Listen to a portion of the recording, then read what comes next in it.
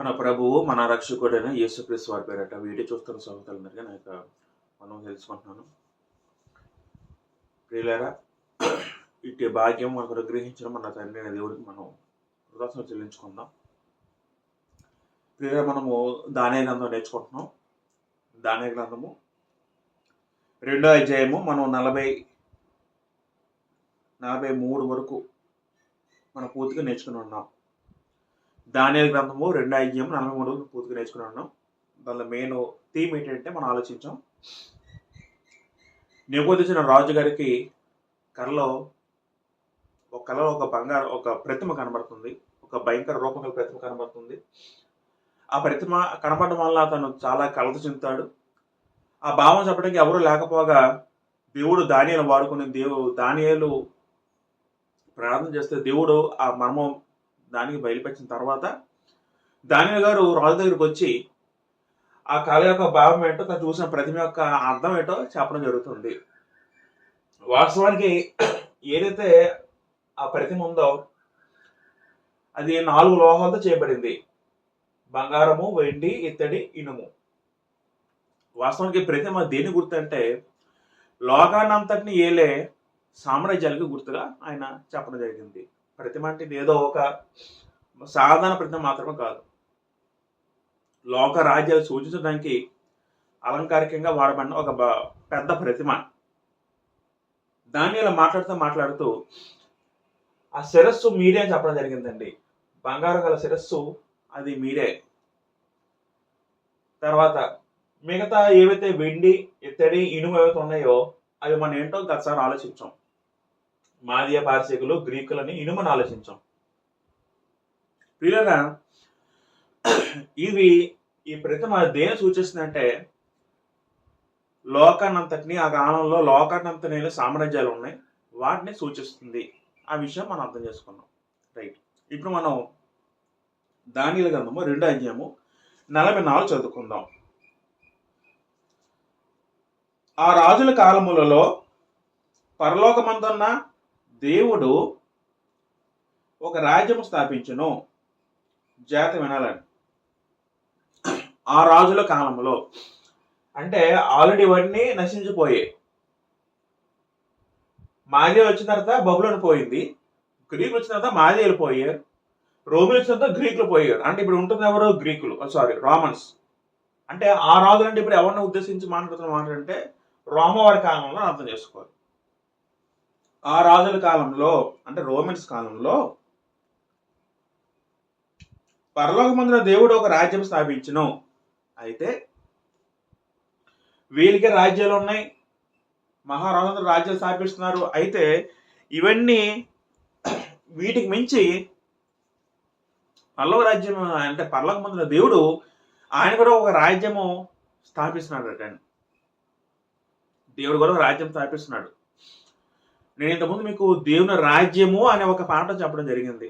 అది అనేక సిరీస్గా వస్తున్నాం. బహుశా ఈ వీడియో కూడా దానికి లింక్ చేసుకోవచ్చు మనం. దేవుడు పరలోకమందున దేవుడు మహారాజే ఉన్నాడు. నేను ఘనమైన మహారాజునని, ఆయన సర్వ విశ్వనేల మహారాజుని అనేక వచనాలు నేర్చుకున్నాం. అటువంటి దేవుడు పరలోకంలో తను ఏ విధంగా రాజ్యం పరిపాలన జరిగిస్తున్నాడో అటువంటి రాజ్య పరిపాలన భూమి మీద తీసుకురావడానికి తండ్రి అయిన దేవుడు పరలోకమందున ఏం చేశారంటే భూమి మీద చూసినప్పుడు అబ్రాహాము అనే వ్యక్తిని కనబడితే ఆ వ్యక్తిని ఎన్నుకొని, ఆ వ్యక్తిని హెచ్చించి, ఆ వ్యక్తిని ఆశీర్వదించి తనకు వచ్చిన తన సంతానం ద్వారా ఎవరైతే ఉంటారో ఆ జనాంగాన్ని ప్రత్యేకపరుచుకొని దేవుడు తన రాజ్య పరిపాలన భూమి మీద జరిగించాలనుకున్నాడు. అంతర్జాతి వినాలని. దేవుడు తన రాజ్య పరిపాలనని ఏ విధంగా పరలోకంలో జరిగిస్తున్నాడో అదే విధంగా భూమి మీద తన రాజ్య పరిపాలన చేయాలని కోరుకున్నాడు. అందును బట్టి దేవుడు అబ్రహాంని ఎన్నుకుని అబ్రహాం ద్వారా తన సంతానం అబ్రాము, ఇస్సాకు, యాకోబు నుండి వచ్చిన 12 మంది గోత్రకర్తలైన ఇశ్రాయేలు వాళ్ళ ద్వారా దేవుడు వాళ్ళకి నిబంధన, ధర్మశాస్త్రం ఇచ్చి వాళ్ళందరూ ప్రత్యేకపరుచుకొని వారికి ఒక ప్రత్యేక ప్రాంతం ఇచ్చి, కనాను ప్రాంతం వారికి ఇచ్చి, అప్పుడు దేవుడు తన రాజ్యం అంటే తన దేవుని రాజ్యం ఇప్పుడు కాదు, పాత నిబంధనలో స్టార్ట్ అయింది. పాత నిబంధనలో దేవుడు అబ్రాహాము సంతానం తర్వాత రాజ్య పరిపాలన భూమి మీద జరిగించడం స్టార్ట్ చేశాడు దేవుడు. అలాగే వాళ్ళకి ఒక భూభాగం ఉంది, చట్టం ఉంది, జనంగా ఉన్నారు. అందుకే దేవుడు సేనాపతి దగ్గర ధర్మం ఇచ్చిన తర్వాత మీరు నాకు యాజక రూపమైన జనాంగం అని ఇశ్రాయేల్ ఉద్దేశించి దేవుడు అంటున్న మాటలు అక్కడ యెహోవా దేవుడు. అయితే మోషే నాయకత్వం, మోషే తర్వాత యెహోషువ వచ్చారు, యెహోషువ తర్వాత 15 న్యాయాధిపతులు వచ్చారు. పేరుకి వీళ్ళు వాడబడుతున్నప్పుడు కూడా వాళ్ళని నడిపిస్తుంది, వాళ్ళకి రాజుగా ఎవరుస్తుంది దేవుడే, యెహోవా దేవుడే. ఎందుకంటే సమూయేలు దగ్గరికి వచ్చేసరికి సమూయేలు చివరి న్యాయాధిపతి అయితే ప్రజలందరూ వచ్చి మాకు ఒక రాజు కావాలని కోరుకున్నప్పుడు సమూయేలు ఒక మాట అంటారు. మనం ఆల్రెడీ ఇంత ముందు అన్నీ ఆలోచించామండి, మరి ఇంకా ఎక్కువ డిస్కస్ చేయం వాటి గురించి. సమూయేలు ప్రార్థన చేస్తూ దేవుడు ప్రార్థన చేసినప్పుడు దేవుడు సమూయేలు అంట మాట ఏంటంటే ఆ సందర్భంలో నన్ను ఏలకుండా వారు నన్నే విసర్జించితిరి అని పదం వాడతాడండి దేవుడు. నన్ను ఏలకుండా అంటే అర్థం ఏంటి? అంతవరకు వాళ్ళు ఏలుతుంది ఎవరు, అంతవరకు వాళ్ళు పరిపాలన చేస్తుంది ఎవరు? దేవుడే. కానీ ఈ ఇశ్రాయేలులో దేవుడు గుర్తించలేదండి. వాళ్ళు కంటి కనబడి దేవుడు గుర్తించలేదు, వాళ్ళకి భౌతికంగా కనబడి రాజే కావాలని కోరుకున్నారండి. అప్పుడు జనాలందరి కోరిక మేరకు మొట్టమొదటిగా సౌలు రాజు అయ్యాడు. ఇక్కడ మన జాగ్రత్త గమనిస్తే అప్పుడు దేవుని రాజ్యం ఏంటంటే, అప్పుడు దేవుని పరిపాలన రాజ్యం ఉంది, వాళ్ళందరూ ఇశ్రాయేలీలు, అది దేవుని రాజ్యంగా దేవుని జనాంగంగా పిలవబడ్డారు. రాజ్యం అంటే పరిపాలన, మరి ఇంకో వేరే అర్థం, వేరే ఇంకే పెద్ద కష్టమైన పదం కాదండి. దేవుని రాజ్యం అంటే దేవుని పరిపాలన, దేవుని పరిపాలన. అయితే దేవుడు ఏం చేశాడంటే మొట్టమొదటిగా సౌలుని రాజుగా పెట్టారండి. అలాగని సౌలుకి తన సొంతంగా నిర్ణయించే హక్కు లేదు, సొంతంగా రాజ్య బాధ్యత చేసుకునే హక్కు లేదండి. సౌలు వచ్చినప్పటికీ కూడా దేవుడు చెప్పిన ప్రకారం చెయ్యాలి. అంటే దేవుడు రాజులు ఏం చేయాలో ఎలా ఉండాలో దాన్ని కూడా ఒక గ్రంథ రాసి ఇవ్వడం జరిగింది. సౌలు వచ్చాడు, సౌలు తర్వాత సౌలు కూడా దేవునికి ఇష్టంగా బ్రతకలేదు, తను అయిష్టంగా నడిపి తర్వాత సౌలు తర్వాత దావీదు వచ్చాడు. దావీదు కాలంలో చాలా వృద్ధి చెందింది దేవుని రాజ్యం భూమి మీద. దావీదు బైబిల్కి వెళ్ళే వ్యక్తిగా ఉండడం వల్ల, దేవుడు ఇష్టానుసార వ్యక్తి ఉండడం వల్ల చాలా బాగా పరిపాలన కొనసాగింది.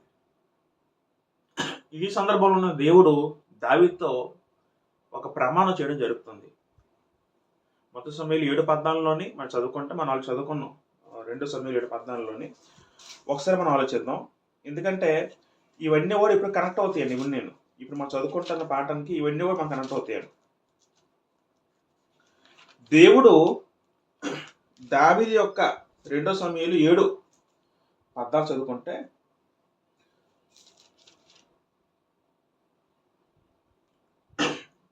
రెండో సమూయేలు 7:13 చదువుదాం. అతడు నా నామ ఘనత కొరకు ఒక మందిరం కట్టించును, అతని రాజ్య సింహాసనం నిత్యంగా స్థిరపరిచేదను, నేను అతనికి తండ్రిని ఎందును, అతను నాకు కుమారుడి ఉండును.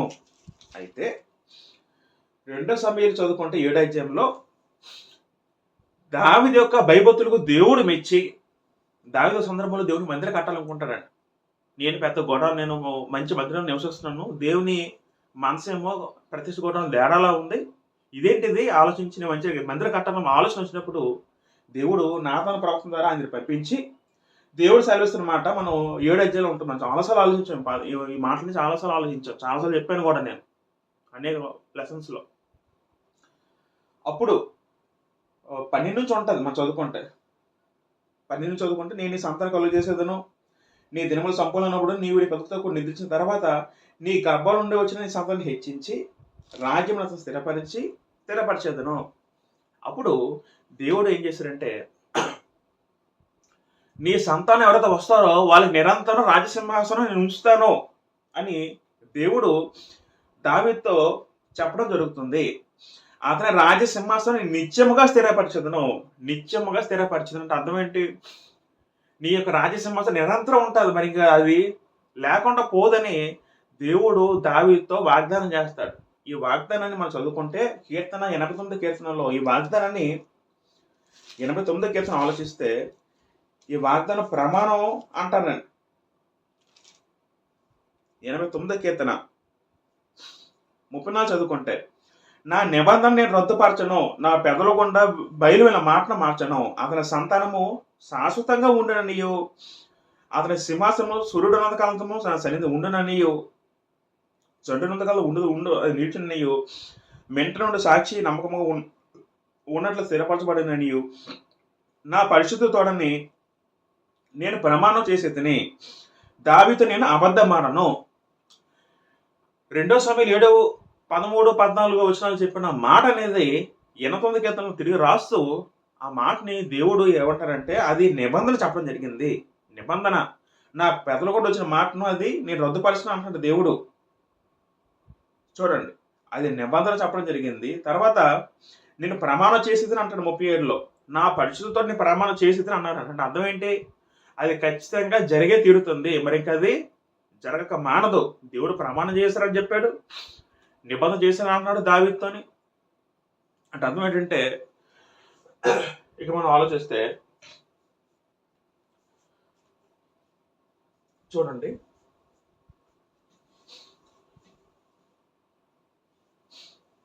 దావీదు సింహాసనము అంటే అర్థం ఏంటంటే అది దేవుడి సింహాసనమే. దేవుడి సింహాసనం, దాన్ని దావీదు సింహాసనంగా దేవుడు చెప్పాడు.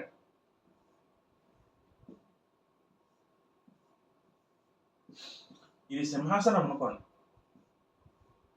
సింహాసనం అయితే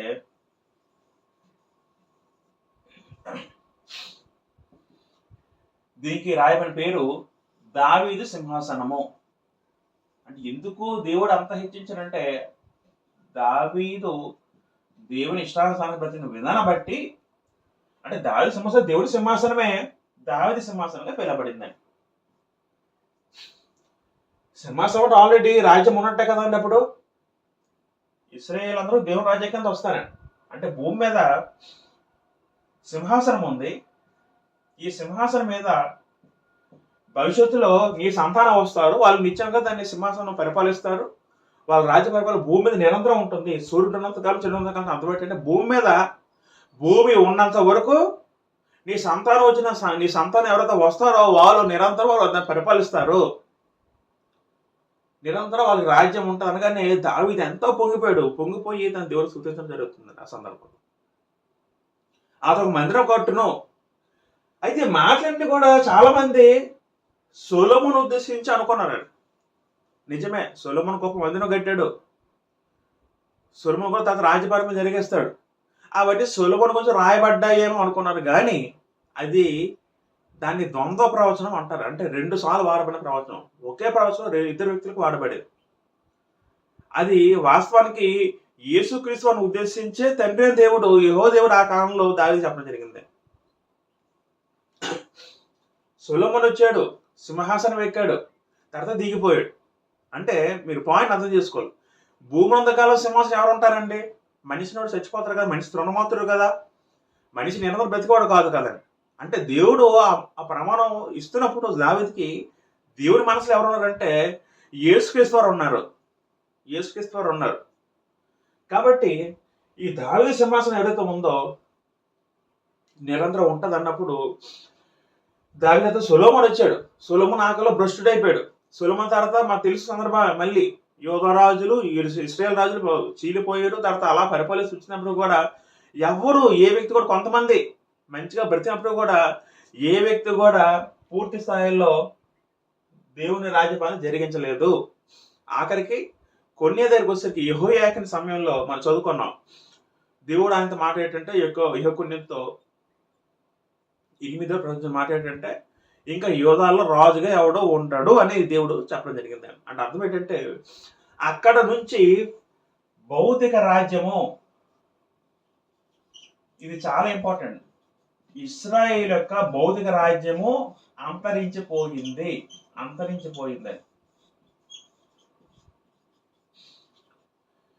ఇశ్రాయేలీల యొక్క జాతీయ రాజ్యము లేదా ఇశ్రాయేలీల భౌతిక రాజ్యం పూర్తిగా అంతరించిపోయింది. దేవుడు ప్రభు చెప్పాడు, యోధాలు ఇంకొకడు రాజుగా ఉండడు, నిన్ను విసిరివేస్తాను, నాకు ఉంగరంగా ఉండి నిన్ను విసిరివేస్తానని కొన్నేత అంటున్న మాట దావీదు సింహాసనం ఇంక మరి లేదు భూమి మీద, మరి లేదని. భౌతిక రాజ్యం అంతరించిపోయింది భూమి మీద. అంటే భూమి మీద మరి దావీదు నుంచి వచ్చిన సంతానం ఎవరైతే ఉంటారో ఆ వ్యక్తి ఇంకే వ్యక్తి కూడా భౌతికంగా రాజుగా ఇక ఉండడు అని దేవుడు చెప్పడం క్లారిఫై చేశారు. భౌతిక రాజ్యం ఉండదు, భౌతిక రాజు ఉండడు. భౌతిక రాజు ఇంకా ఉండడు అంటే అర్థం ఏంటంటే, దేవుడు ఎవరైతే సింహాసనం అధిష్టిస్తారో చెప్పిన ఆ దావీదు సింహాసనం ఏదైతే ఉందో అది మరి ఇంకా భౌతిక రాజుకి చెందదని దేవుడు దినవృత్తాంతాలు మనం చూసాం. అవన్నీ కూడా ఇలాగ అయిపోయింది. అంటే ఇప్పుడు ఏం చేశాడంటే, భూమి మీద ఉన్న సింహాసనం, ఇది భూమి అనుకోండి, భూమి మీద భౌతికంగా ఉన్న ఈ సింహాసనం, భౌతికంగా ఉన్న ఈ కుర్చీ తీసుకెళ్లి దేవుడు మళ్ళీ తిరిగి పరలోకంలో పెట్టించుకున్నాడండి. తర్వాత ఏమైంది, చెరలోకి వెళ్ళిపోయారు. తర్వాత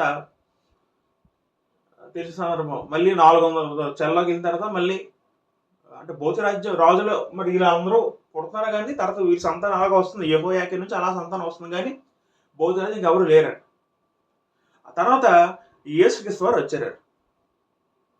400 సంవత్సరాలు చెరలోకి వెళ్ళిపోయిన ఇంచుమించు 500 సంవత్సరాల తర్వాత యేసుక్రీస్తు వారు భూమి మీదకి వచ్చారు. వచ్చినప్పుడు మనం లోకసువార్త చదువుకుంటాం. లోకసువార్త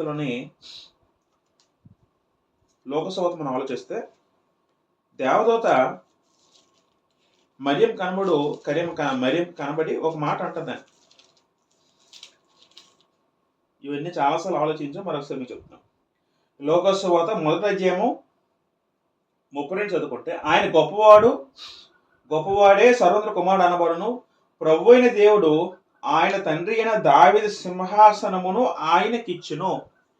దావీదు సింహాసనము ఎవరికి వేస్తారని అక్కడ దేవత చెప్పడం జరిగిందంటే, యేసుక్రీస్తు వారికి వేస్తారని చెప్పింది. అంటే ఈ సింహాసనం మీద అధిష్ఠించే వ్యక్తి ఎవరంటే యేసుక్రీస్తు వారని దేవత చెప్పడం జరిగింది. యేసుక్రీస్తు వారు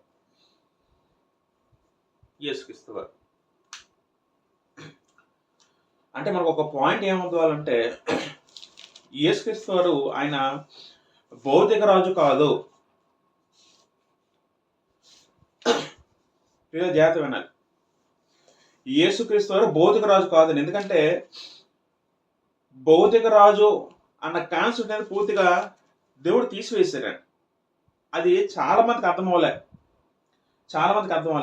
భౌతిక రాజు అనేది దేవుడు పూర్తిగా తీసివేస్తాడు. ఎప్పటి నుంచి అంటే యెహోయాకీనుతోనే దేవుడు వాగ్దానం. ప్రియులారా, ఇర్మీయా గ్రంథము 22వ అధ్యాయము చాలాసార్లు ఆలోచించి మరొకసారి ఆలోచిస్తాం. 22:28 చదువుకుంటే, కొన్యతో దేవుడు సాగించిన మాట, ఇతడు హేయమైన ఓటికొంట వంటి వాడా, అసహాయకరమైన ఓటికొండ వంటి వాడా అని దేవుడే తెరుస్తున్నాడు. పనికిమాలిన ఘటమా, అతడును అతని సంతానం విసిరేయబడి తాము ఎరుగని దేశం ఏళ్ళకు ఎందుకు త్రోయబడేది, వాళ్ళందరూ ఎందుకు వేరే పరదేశంకి వెళ్ళిపోయారు. 30వ వచనంలో, సంతానహీనుడనియో తన దినములో వర్ధిల్లవాడని ఈ మనిషి గురించి రాయిడి. ఏ మనుషుడు అక్కడ? దేవుడు ప్రత్యేకంగా చెప్తుంది యెహోయాకీను గురించి. కొన్నియన యెహోయాకీను ఒకటే. అతని సంతానంలో ఎవరు వర్ధిల్లడు, వాళ్ళు ఎవరినో దావీదు సింహాసనం అంతా కూర్చుండడు. ఆ పదం మీరు గుర్తుపెట్టుకోండి. ఇర్మీయా గ్రంథం 22:30లో దేవుడు స్వయంగా కొన్యతో అంటున్న మాట ఏంటంటే, అతని సంతానం ఎవడో వర్ధిల్లడు, వాళ్ళు ఎవడో దావీదు సింహాసనం ముందు కూర్చుండడు. ఇక మీదట ఎవడున్న యూదాలో రాజుగా ఉండడు.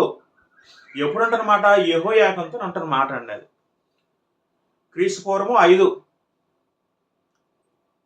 597 అనుకుంటే యెహోయాకీను రెండోసారి చెరపట్టినప్పుడు దేవుడు అంటున్న మాట. అయితే అప్పటి నుంచి మనకి ఏమైందంటే, ఈ సింహాసనం మీద ఇంకా భౌతిక రాజు ఉండడు. అంటే మీకు పాయింట్ అర్థం అవ్వాలి.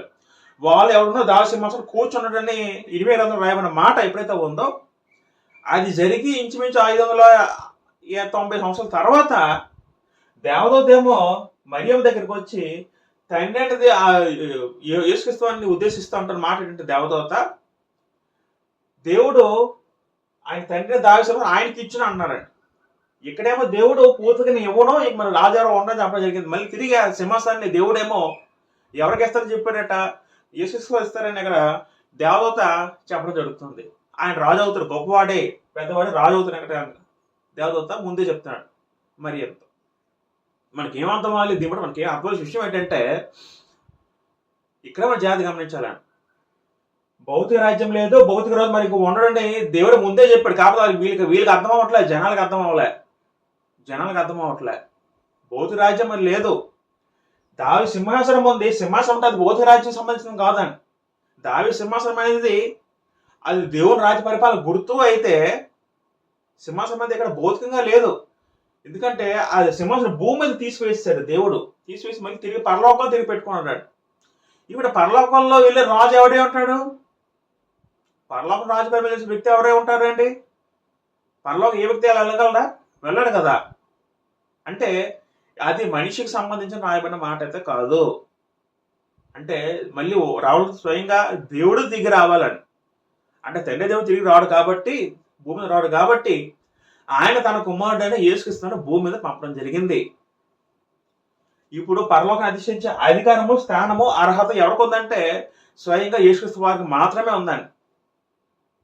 ఈ పాయింట్ అర్థమవుతుందండి. ఇవన్నీ కూడా యోధల భౌతిక రాజు లేడు, మళ్ళీ యేసుక్రీస్తు వారు వచ్చి రాజ్య పరిపాలన జరిగించాలి. ఇప్పుడు రాజ్య పరిపాలన జరిగించడానికి ఆ సింహాసనం ఇప్పుడు భూమి లేదు కానీ పరలోకంలో ఉంది. పరలోకంలో ఉన్నా సరే అది దావీదు సింహాసనంగా పిలవబడిందని, దాన్ని యేసుక్రీస్తు వారికి ఇస్తానని దేవుడు ఇప్పుడు మాత్రం కాదండి, ముందే ప్రవక్తల గ్రంథాల్లోనే దేవుడు ముందే రాయించి ఇచ్చాడు. యెషయా గ్రంథంలో ఉంటుంది, ఇర్మీయాలో ఉంటుంది, దానియేలు గ్రంథంలో మనం చదువుకుంటామని. దానియేలు గ్రంథంలో ఇంకా స్పష్టంగా చెప్పడం జరిగిందండి, ఎప్పుడు వస్తుందో చెప్పడం జరుగుతుందని. మనకి ఇవన్నీ అర్థం అవుతున్నారు, ఇవన్నీ అర్థం అవ్వాలని. ఇప్పుడు మనం దానియేలు గ్రంథంకి వెళ్ళిపోదాం. దానియేలు గ్రంథము 2:4 చదువుకుంటే, దేవుడు ఆ రాజుల కాలంలో, అంటే అది రోమన్స్ టైంలో జరగవలసిన సందర్భం చెప్తున్నాడు దానియేలు. పరలోకమందు దేవుడు ఒక రాజ్యం స్థాపిస్తాననేది గ్రంథం చెప్తున్నాడు. ఒక రాజ్యం స్థాపించును, దానికి ఎన్నటికీ నాశనము కలగదు. ఇక్కడ దాని చెప్తున్న మాట అంటే, ఒక రాజ్యము, ఇది రాజ్యం అనుకున్న ఉదాహరణకి, ఒక రాజ్యము త్వరలో రాబోతుంది. ఒక రాజ్యం మరొకరు కొత్తగా స్థాపిస్తున్నాడు. ఇప్పుడు ఆలోచిస్తే మరి ఈ రాజ్యము ఎలాంటిది ఉంటుంది? ఇది భౌతిక రాజ్యం కాదండి. భౌతిక రాజ్యం అంటే భౌతిక రాజు ఉండాలి. మరి భౌతిక రాజు లేకపోతే రాజ్యం ఎలాంటిది ఉండాలి? అదొక కంటి కనబడి ఒక ఆధ్యాత్మిక ఆత్మీయ రాజ్యం. చూడండి, దేవుడు ఒక రాజ్యం స్థాపిస్తానని చెప్పడం జరుగుతుంది. అంటే ఇది ఎస్పెషలీ ఇంతవరకు ఉన్న రాజ్యము వేరు. పాత నిబంధనలో యేసుతో రాకముందు వరకు ఉన్న రాజ్యము వేరైతే, కొత్తగా మరొక రాజ్యాన్ని దేవుడు స్థాపిస్తున్న గ్రంథం చెప్తుందండి. కొత్తగా పరలోకమందు ఉన్న తండ్రి దేవుడు మరొక కొత్త రాజ్యం స్థాపించబోతున్నాడు. అది ఎప్పుడు స్టార్ట్ అవుతుందంటే అది రోమన్స్ కాలంలో స్టార్ట్ అవుద్ది. రోమన్స్ కాలంలో మరొక కొత్త రాజ్యాన్ని దేవుడు స్థాపించబోతున్నాడు. అది దేవుని రాజ్యమే. అది ఇంతకుముందు ఉన్న భౌతిక సంబంధ రాజ్యం కాదు, అది పూర్తిగా ఆత్మ సంబంధమైన రాజ్యం. ఆ రాజ్యము చెబుతూ, ఆ రాజ్యములు దానికి అన్నట్టుగా నాశనం కలగదు. చూడండి, ఇవన్నీ నశించిపోయాయి. బబులోను నశించిపోయింది, మాది భారత నశించిపోయారు, గ్రీకులు నాశనం అయిపోయారు, రోమన్స్ నాశనం అవుతారు. కానీ ఈ రాజ్యం అట స్థిరంగా నిలుస్తుంది అట. ఈ రాజ్యం ఇంకా నాశనం కలగదని చెప్పడం జరుగుతుంది. ఈ పదాలు చాలా ఇంపార్టెంట్ గారు. దీనికి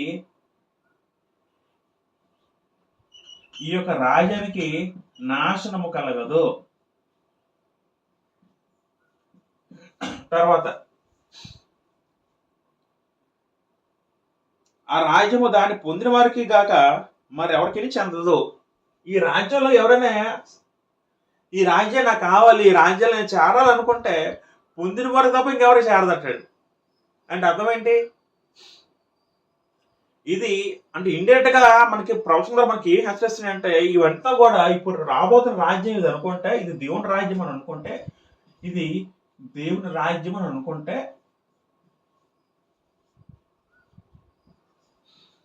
ఇది నాశ కలగదని గ్రంథం చెప్తుంది. ఇది పొందినవారు తప్ప ఇంకెవరు కూడా చెందని చెప్తుందండి. పొందిన వారికి తప్ప. అంటే అర్థం ఏంటండి? ఇది ఇంతకు ముందు లాగా ఉన్న భౌతిక రాజ్యము కాదని గ్రంథకర్త మనం సెలవిస్తున్నాడు.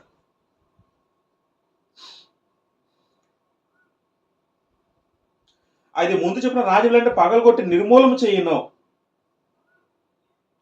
అది యుగో యుగముల వరకు నిలుచును. శాశ్వతంగా ఉండబోతుంది రాజ్యం, యుగ యుగములు నిలుచును, యుగ యుగములు నిలుచును.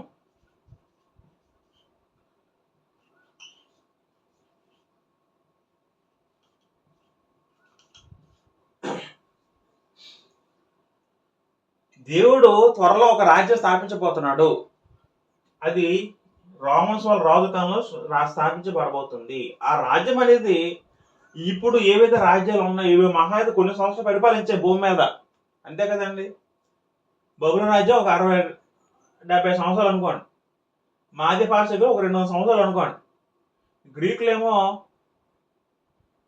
వీళ్ళు కూడా ఇంకో 150 సంవత్సరాలు అనుకోండి, రోమన్స్ వారు ఇంచుమించు ఒక 560 సంవత్సరాలు అనుకోండి. అయితే ఇప్పుడు రాబోతున్న రాజ్యం అనేది అది నిరంతరం ఉండేది, యుగ యుగములు నిలిచేదని గ్రంథం చెప్తుంది. ఈ రాజ్యానికి అంతం లేదు, యుగ యుగములు నిలిచును. ఎంత ఆశ్చర్యకర విషయం! యుగ యుగముల నుంచి దేవుని రాజ్యము రాబోతుందని దాన్ని ప్రవచించాడండి ఆ కాలంలో పరిశుద్ధాత్మక ద్వారా. అది ముందు చెప్పి రాజంటే పగలగొట్టి నిర్మూలన చేయను అంటే ఇంత చదువుకోను కదా, ఒక రాయి అండి, ఒక రాయి చేతి సహాయం తీయమని రాయి ఒకటి లేచి ఈ రాయి ఇవన్నీ నిర్మూలన చేసి ఇవన్నీ పడగొట్టి మొత్తం దుమ్ము దూసా మొత్తం తుడిచిపెట్టిన తర్వాత ఈ రాయి అలా వృద్ధి చెంది ఒక పెద్ద పర్వతాలుగా అయిందట. మనం అంతకుముందు ఆలోచించాం కదా. ఒకసారి మనం ఎక్కడంటే అదే అధ్యాయం మనం 35 చదువుదాం. అందులో ఇనుమునో మట్టి ఇతడి వెండి బంగారం ఏకము దంచబడి కళ్ళములోని చెత్తవలే కాక వాటి స్థలం ఎచ్చక దొరకకుండా గాలి వాటిని కొట్టుకుని పోయిను. ప్రతిమను విరగొట్టిన ఆ రాయి గుర్తుపెట్టుకోండి, సర్వభూతలమంతా మహాపర్వతమాయను. సర్వభూత పెద్ద పర్వతంగా తయారైంది ఈ రాయి పెద్ద రాయిగా మారింది. అర్థం ఏంటి? రాయి వృద్ధి చెందుతుందని, రాజ్యము వృద్ధి చెందుతూ ఉంది. ఒక రాజ్యం స్థాపించబడిపోతుంది, రాజ్యం ఒక చిన్నగా షార్ట్ అయింది, ఆ రాజ్యం అలా వృద్ధి చెందబోతుంది, దానికి నాశనం ఉండదు. అది అది అది కూడా దేవుని రాజ్యంగా పిలవబడింది. పాతకాలంలో దేవుని రాజ్యం వేరు, ఇప్పుడు త్వరలో స్థాపించిపోయి ఈ రాజ్యం వేరే. దాని దగ్గర చాలా తేడాలు ఉన్నాయి. ఏమో నిలుస్తుంది గ్రంథం చెప్తుంది, దాని నాశనం ఉండదని చెప్తుంది, పొందిన వరకు తప్ప ఎవరు కూడా రాజ్యంలో చేరాలని గ్రంథం చెప్తుంది. అయితే 40 చదువుదాం. 45 చేతి సహాయం లేక పర్వతను తీయబడిన రాయి ఇనుమును ఇత్తడిని మట్టిని వెండిని బంగారం పగలగొట్టగా తమను చూచితరే. ఇందువల్ల మహాదేవుడు ముందు జరగబో సంగతి రాజు తెలియజేస్తున్నాడు. కళ నిశ్చయము దాని భావము నమ్మదగినది అని దానియేలు రాజుతో చెప్పాను. అయితే దానియేలు ఏమన్నాడంటే జరగబో సంగతి దేవుడికి ముందు మీకు బయలుపరిచాడు అని చెప్పి, అంటే ఇవన్నీ జరుగుతాయి త్వరలో, దానికి ముందే మీకు బయలుపరిచాడు నేను అక్కడ చెప్తూ ఇంకేమంటారు, ఇది ఈ కళ నిశ్చయము దాని భావం నమ్మదగినదని దానియేలు రాజుతో నేను, ఈ కళ నిశ్చయము ఖచ్చితంగా జరుగుతుంది, దీని భావన ఏది చెప్పినా అది ఖచ్చితంగా జరిగే తీరుతుందని నేను అక్కడ దానియేలు బబులు రాజు చెప్పడం జరుగుతుంది. ఇది కళ యొక్క దర్శనము. ఈ దర్శనం అంతా మొత్తం ఏదైతే చెప్పాడో అది దానియేలు ద్వారా ప్రవచింపబడింది, దానియేలు ద్వారా ఆ మర్మము కలమర్మము బయలుపరచబడింది. అయితే ఇప్పుడు మనం కొన్ని మాటలు ఆలోచిద్దాం. ఇంతకు మనం చెప్పినట్టు కొన్ని అతను దేవుడు చెప్పాడు ఇరిమియా గ్రంథంలో బౌద్ధరాజు ఉండడు అని చెప్పడం జరిగింది. ఆ పాయింట్ మనం మైండ్లో పెట్టుకోవాలండి. ఇక మీద పరిపాలించే రాజు బౌద్ధరాజు ఉండడు. బౌద్ధరాజు ఉన్నాడు, ఆ మనిషి కాదండి. మనిషి లాంటి వ్యక్తి అయితే కాదు, మనిషి కానీ రాజు పరిపాలించాలి, అది గుర్తుపెట్టుకోవాలి. తర్వాత పరిపాలించే రాజ్యము దానికి ఏంటంటే నాశనం కలగదు. అంటే అర్థం ఏంటంటే ఇంకా ఆవిడ కూడా దాన్ని జయించలేడు. భౌతిక రాజ్యాన్ని ఒక వ్యక్తి జయించగలడు తనకున్న సైన్యంతో. ఇక అటు దీన్ని జయించలేదుగా ఒక వ్యక్తి ఈ రాజ్యం ఉంటుందండి. దాన్ని ఎవరు ముట్టుకోలేడు, పొందిలో తప్ప ఎవరు దాన్ని చెందదని చెప్పడం జరుగుతుందండి. ఇవన్నీ మనకి ఏం బోధిస్తున్నాయి అంటే ఇదంతా కూడా ఆత్మ సంబంధ రాజ్యం బోధిస్తుంది. ఇదంతా కూడా పిల్లరా ఇది ఆత్మ సంబంధ రాజ్యం. ఆత్మ సంబంధ రాజ్యం అండి. ఆత్మ సంబంధ దేవుని రాజ్యము అని అర్థం చేసుకోవాలండి. ఆత్మ సంబంధ దేవుని రాజ్యం అర్థం చేసుకోవాలి. ఇది మళ్ళీ ఇస్రాయేల్కి మళ్ళీ కొత్తగా రాజ్యం రాబోతుంది అని వాళ్ళు అర్థం చేసుకున్నారు చాలా మంది. మళ్ళీ సౌలు కాలంలో మాకు ఒక రాజ్యం మళ్ళీ ఏర్పడబోతుంది, ఇప్పుడు మాకు ఎవరైతే మేము చాలాకి వెళ్ళి వీళ్ళందరూ కూడా మళ్ళీ చాలా భక్తి ఎలా అర్థం చేసుకుంటారు వచ్చినాన్ని మళ్ళీ దేవుడు ఎవరన్నా రాజుని పంపిస్తే రాజు నుంచి పెద్ద యుద్ధాలు చేస్తాడు, దావీదుకి యుద్ధం జరిగించి మనం అందరికీ మంచి రాజ్యాన్ని మనం ఏర్పాటు చేస్తాడు అనుకున్నారు. కానీ దేవుడు చెప్పిన మాట ఇక్కడ భౌతిక రాజ్యం సంబంధించింది కాదు. అలా కాదనడానికి మరొకటి వచ్చిన ఉన్నాయి, అది కూడా ఆలోచిద్దాం. యెషయా గ్రంథము ప్రియులారా మనం 2వ అధ్యాయంలోని 2 నుంచి 4 చదువుకుంటే, యెషయా గ్రంథం 2 నుంచి 4 చదువుకుంటే అక్కడ అంత్య దినములలో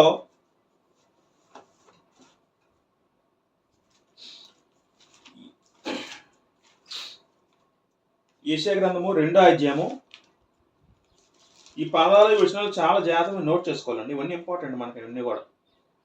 2వ అధ్యాయము 2 చదువుకోండి. అంత్య దినములలో పర్వతముల పైన యెహోవా మందిర పర్వతము శిఖరమున స్థిరపరచబడి కొండల కంటే ఎత్తుగా ఎత్తబడును. చూడండి, అంత్య దినములలో యెషయా ద్వారా ప్రవచించబడిన ప్రవచనం. చివరి రోజుల్లో పర్వతముల పైన యెహోవా మందిర పర్వతం శిఖరమున స్థిరపరచబడి కొండల కంటే ఎత్తుగా ఎడబడును. ఇక్కడ కూడా దానిలో ఏం చెప్పారంటే ఇది కూడా దానిలో కూడా అంత్యదినంలో జరగబోయే సంఘటన తెలియజేస్తామని చెప్పడం జరుగుతుంది నిబుదించిన రాజుతో. యెషయా గారు కూడా అంత్యదినంలోని అని చెప్పబడుతూ చివరి రోజులు, అంత్యదినం చివరి రోజున అర్థం చేసుకోవాలండి. ఇక్కడ యెహోవా మందిర పర్వతము అని ఒక పర్వతం పిలవబడిందండి. యెహోవా మందిర పర్వతము అంటే అర్థం ఏంటి? వాస్తవానికి యెషయా గారు ఈ ప్రవచనం రాసే సమయానికి అక్కడ దేవుడి మందిరం వేరే ఉండేది. జాగ్రత్త వినాలి. పర్వతం వేరే ఉండేదండి. దేవుడి మందిరం ఉన్న స్థలం వేరు, పర్వతం అంటే వీళ్ళు నివసించే ప్రాంతం అది వేరేండి. అంటే దీన్ని ఎలాగ అర్థం చేసుకోవాలంటే దేవుడి మందిరంలోని సేవ చేయడానికి లేవీలు మాత్రం వెళ్ళేవాడు తప్ప పర్వతం మీద పరిపాలించేవాడు రాజు. అయితే ఈ రెండు కూడా కంబైన్ అవుతాయి, రెండు ఒకటే అవుతుందని అక్కడ చెప్పడం జరుగుతుందండి. యెహోవా మందిర పర్వతం అని చెప్పడం జరుగుతుందండి. యెహోవా మందిర పర్వతం అంటే అర్థం ఏంటి? అంత్య దినములలో ఇంకా మందిరము పర్వతం ఒకటే పోతుంది. అది యెహోవా మందిరం పిలవబడిందండి. యెహోవా మందిర పర్వతము చూడండి, పర్వతము తర్వాత యెహోవా మందిర పర్వతం రెండు అంటే అంత ఒకటైపోతుందండి. అంటే మనకి అర్థమవుతున్న విషయం ఏంటంటే ఇది ఇస్రాయేల్ రాజ్య బౌద్ధ రాజ్యం గురించి చెప్పబడట్లేదని మనకు విషయం అర్థం అవ్వాలండి. ఆ విషయం మనకు అర్థం అవ్వాలి. ఇంకా మనం చదువుకుంటే ఆ వచనాల్లోని ఆలోచిస్తే అదే అధ్యాయంలోని ఆ వచనాలు జాగ్రత్త గమనించండి. దాంట్లో ఇవన్నీ కూడా ప్రవచనాలు. ఇంకా మనం ఆలోచిస్తే ప్రవాహం వచ్చినట్లు సమస్త అనిజనులు దానిలోకి వచ్చేదనే పదం ఉంటుందండి. అంటే అనిజనులు కూడా ప్రవేశిస్తారని అక్కడ చెప్పడం జరుగుతుందండి. ఏంటిది? ఈ రాజ్యంలోకి అంటే యెషయా గారి ద్వారా ముందే దేవుడు ప్రవచించాడు. దానియేలు గారు ముందే యెషయా గారు ముందే ప్రవచించారు ఆ రాజ్యం గురించి. ఆ రాజ్యం చెప్తూ అక్కడ యెహోవా మందిర పర్వతము కంటే ఎత్తుగా ఎత్తబడి చెప్పడం జరుగుతుందండి. తర్వాత ప్రవాహం వచ్చినట్లు సమస్త అనిజనులు దానిలోకి వచ్చేదరు అంటే అనిజనులు కూడా ప్రవేశిస్తారని చెప్పడం జరుగుతుందండి. అనిజనులు ఎలా ప్రవేశిస్తారు? వాస్తవానికి అది భౌతిక సంబంధించిన ఇశ్రాయేల్ రాజ్యం అయితే అనిజనులు చేరకూడదండి. ఎందుకంటే అనిజనులతో మీరు పొత్తుకు కలకి ఉండకూడదని అనేక మాటలు ఉన్న గ్రంథాలు ఉంటాయి. ఉదాహరణకు రితుకు తీసుకుంటే 23:3 ఏమైనా ఉంటుందంటే మీరు వారితో పొత్తు కలిగి ఉండకూడదు. అసలు అన్నిలు వెలగొట్టుకోవాల్సి ఉండాలండి. వాస్తవానికి వాళ్ళ కణాలు ఉన్నప్పుడు మీరున్న చుట్టూ ఉన్న జాబులు ఏవైతే ఉన్నారో అనిజనులు వాళ్ళు మీరు తరవలసి ఉన్నారు అని దేవుడు ముందు చెప్పడం జరుగుతుంది. కాబట్టి ఇక్కడ అనిజనులు అని చెప్పినప్పుడు అందులోనూ ఇది కూడా అనిజనులు యెహోవా మందిర పర్వతంలో ప్రవేశిస్తారు అట్టండి. అంటే అర్థం ఏంటంటే ఇది చెప్పబడుతున్న మాట ఇది త్వరలో స్థాపించబోయే ఇశ్రాయేల్ రాజ్యం గురించి కాదని మనకు అర్థం చేసుకోవాలి. తర్వాత మూడో చదువుకుంటే, కాబట్టి ఆ కాలంలో సీయోను నుండి ధర్మశాస్త్రము, యెరూషలేము నుండి యెహోవాకు బయలువెళ్ళెను. మనకు తెలుసు ఇశ్రాయేల్ ధర్మశాస్త్రం అనేది సీనాయి కొండ మీద దేవుడు దేవుడు మోషే ద్వారా ఇచ్చాడు. అయితే ఇక్కడ ఏం చెప్తుందంటే, ఇక్కడ యెరూషలేము నుండి యెహోవాకు బయలువెళ్ళి చెప్పడం చదువుతుందండి. యెహోవాకు ఎక్కడ స్టార్ట్ అవుతుందంటే యెరూషలేము నుండి ప్రారంభం అవుతుందండి. అంటే యెరూషలేము నుంచే దేవుని రాజ్య చట్టం ప్రారంభం అవుతుంది. ఇదే క్రొత్త నిబంధనని ఇర్మీయా గ్రంథము చెప్పడం జరుగుతుందండి. ఇర్మీయా గ్రంథం చదువుకుంటే అక్కడ ఇర్మీయా గ్రంథం 31లో నేను రాబో దినముల్లో, ఇది కూడా ఆలోచిద్దాం. ఇర్మీయా మీకు ఇవన్నీ అర్థమవుతున్నాయి కదండి. ఇవన్నీ కూడా ఇర్మీయా గ్రంథము 31 అధ్యాయం 31 చదువుకుంటే, ఇదిగో నేను ఇశ్రాయేలు వారితోనూ యూదా వారితోనూ క్రొత్త నిబంధన చేయ దినములు వచ్చాను. క్రొత్త నిబంధన అంటే ఇవంతా కూడా త్వరలో స్థాపించబోయే దేవుని రాజ్యం సంబంధించిన మాటలు.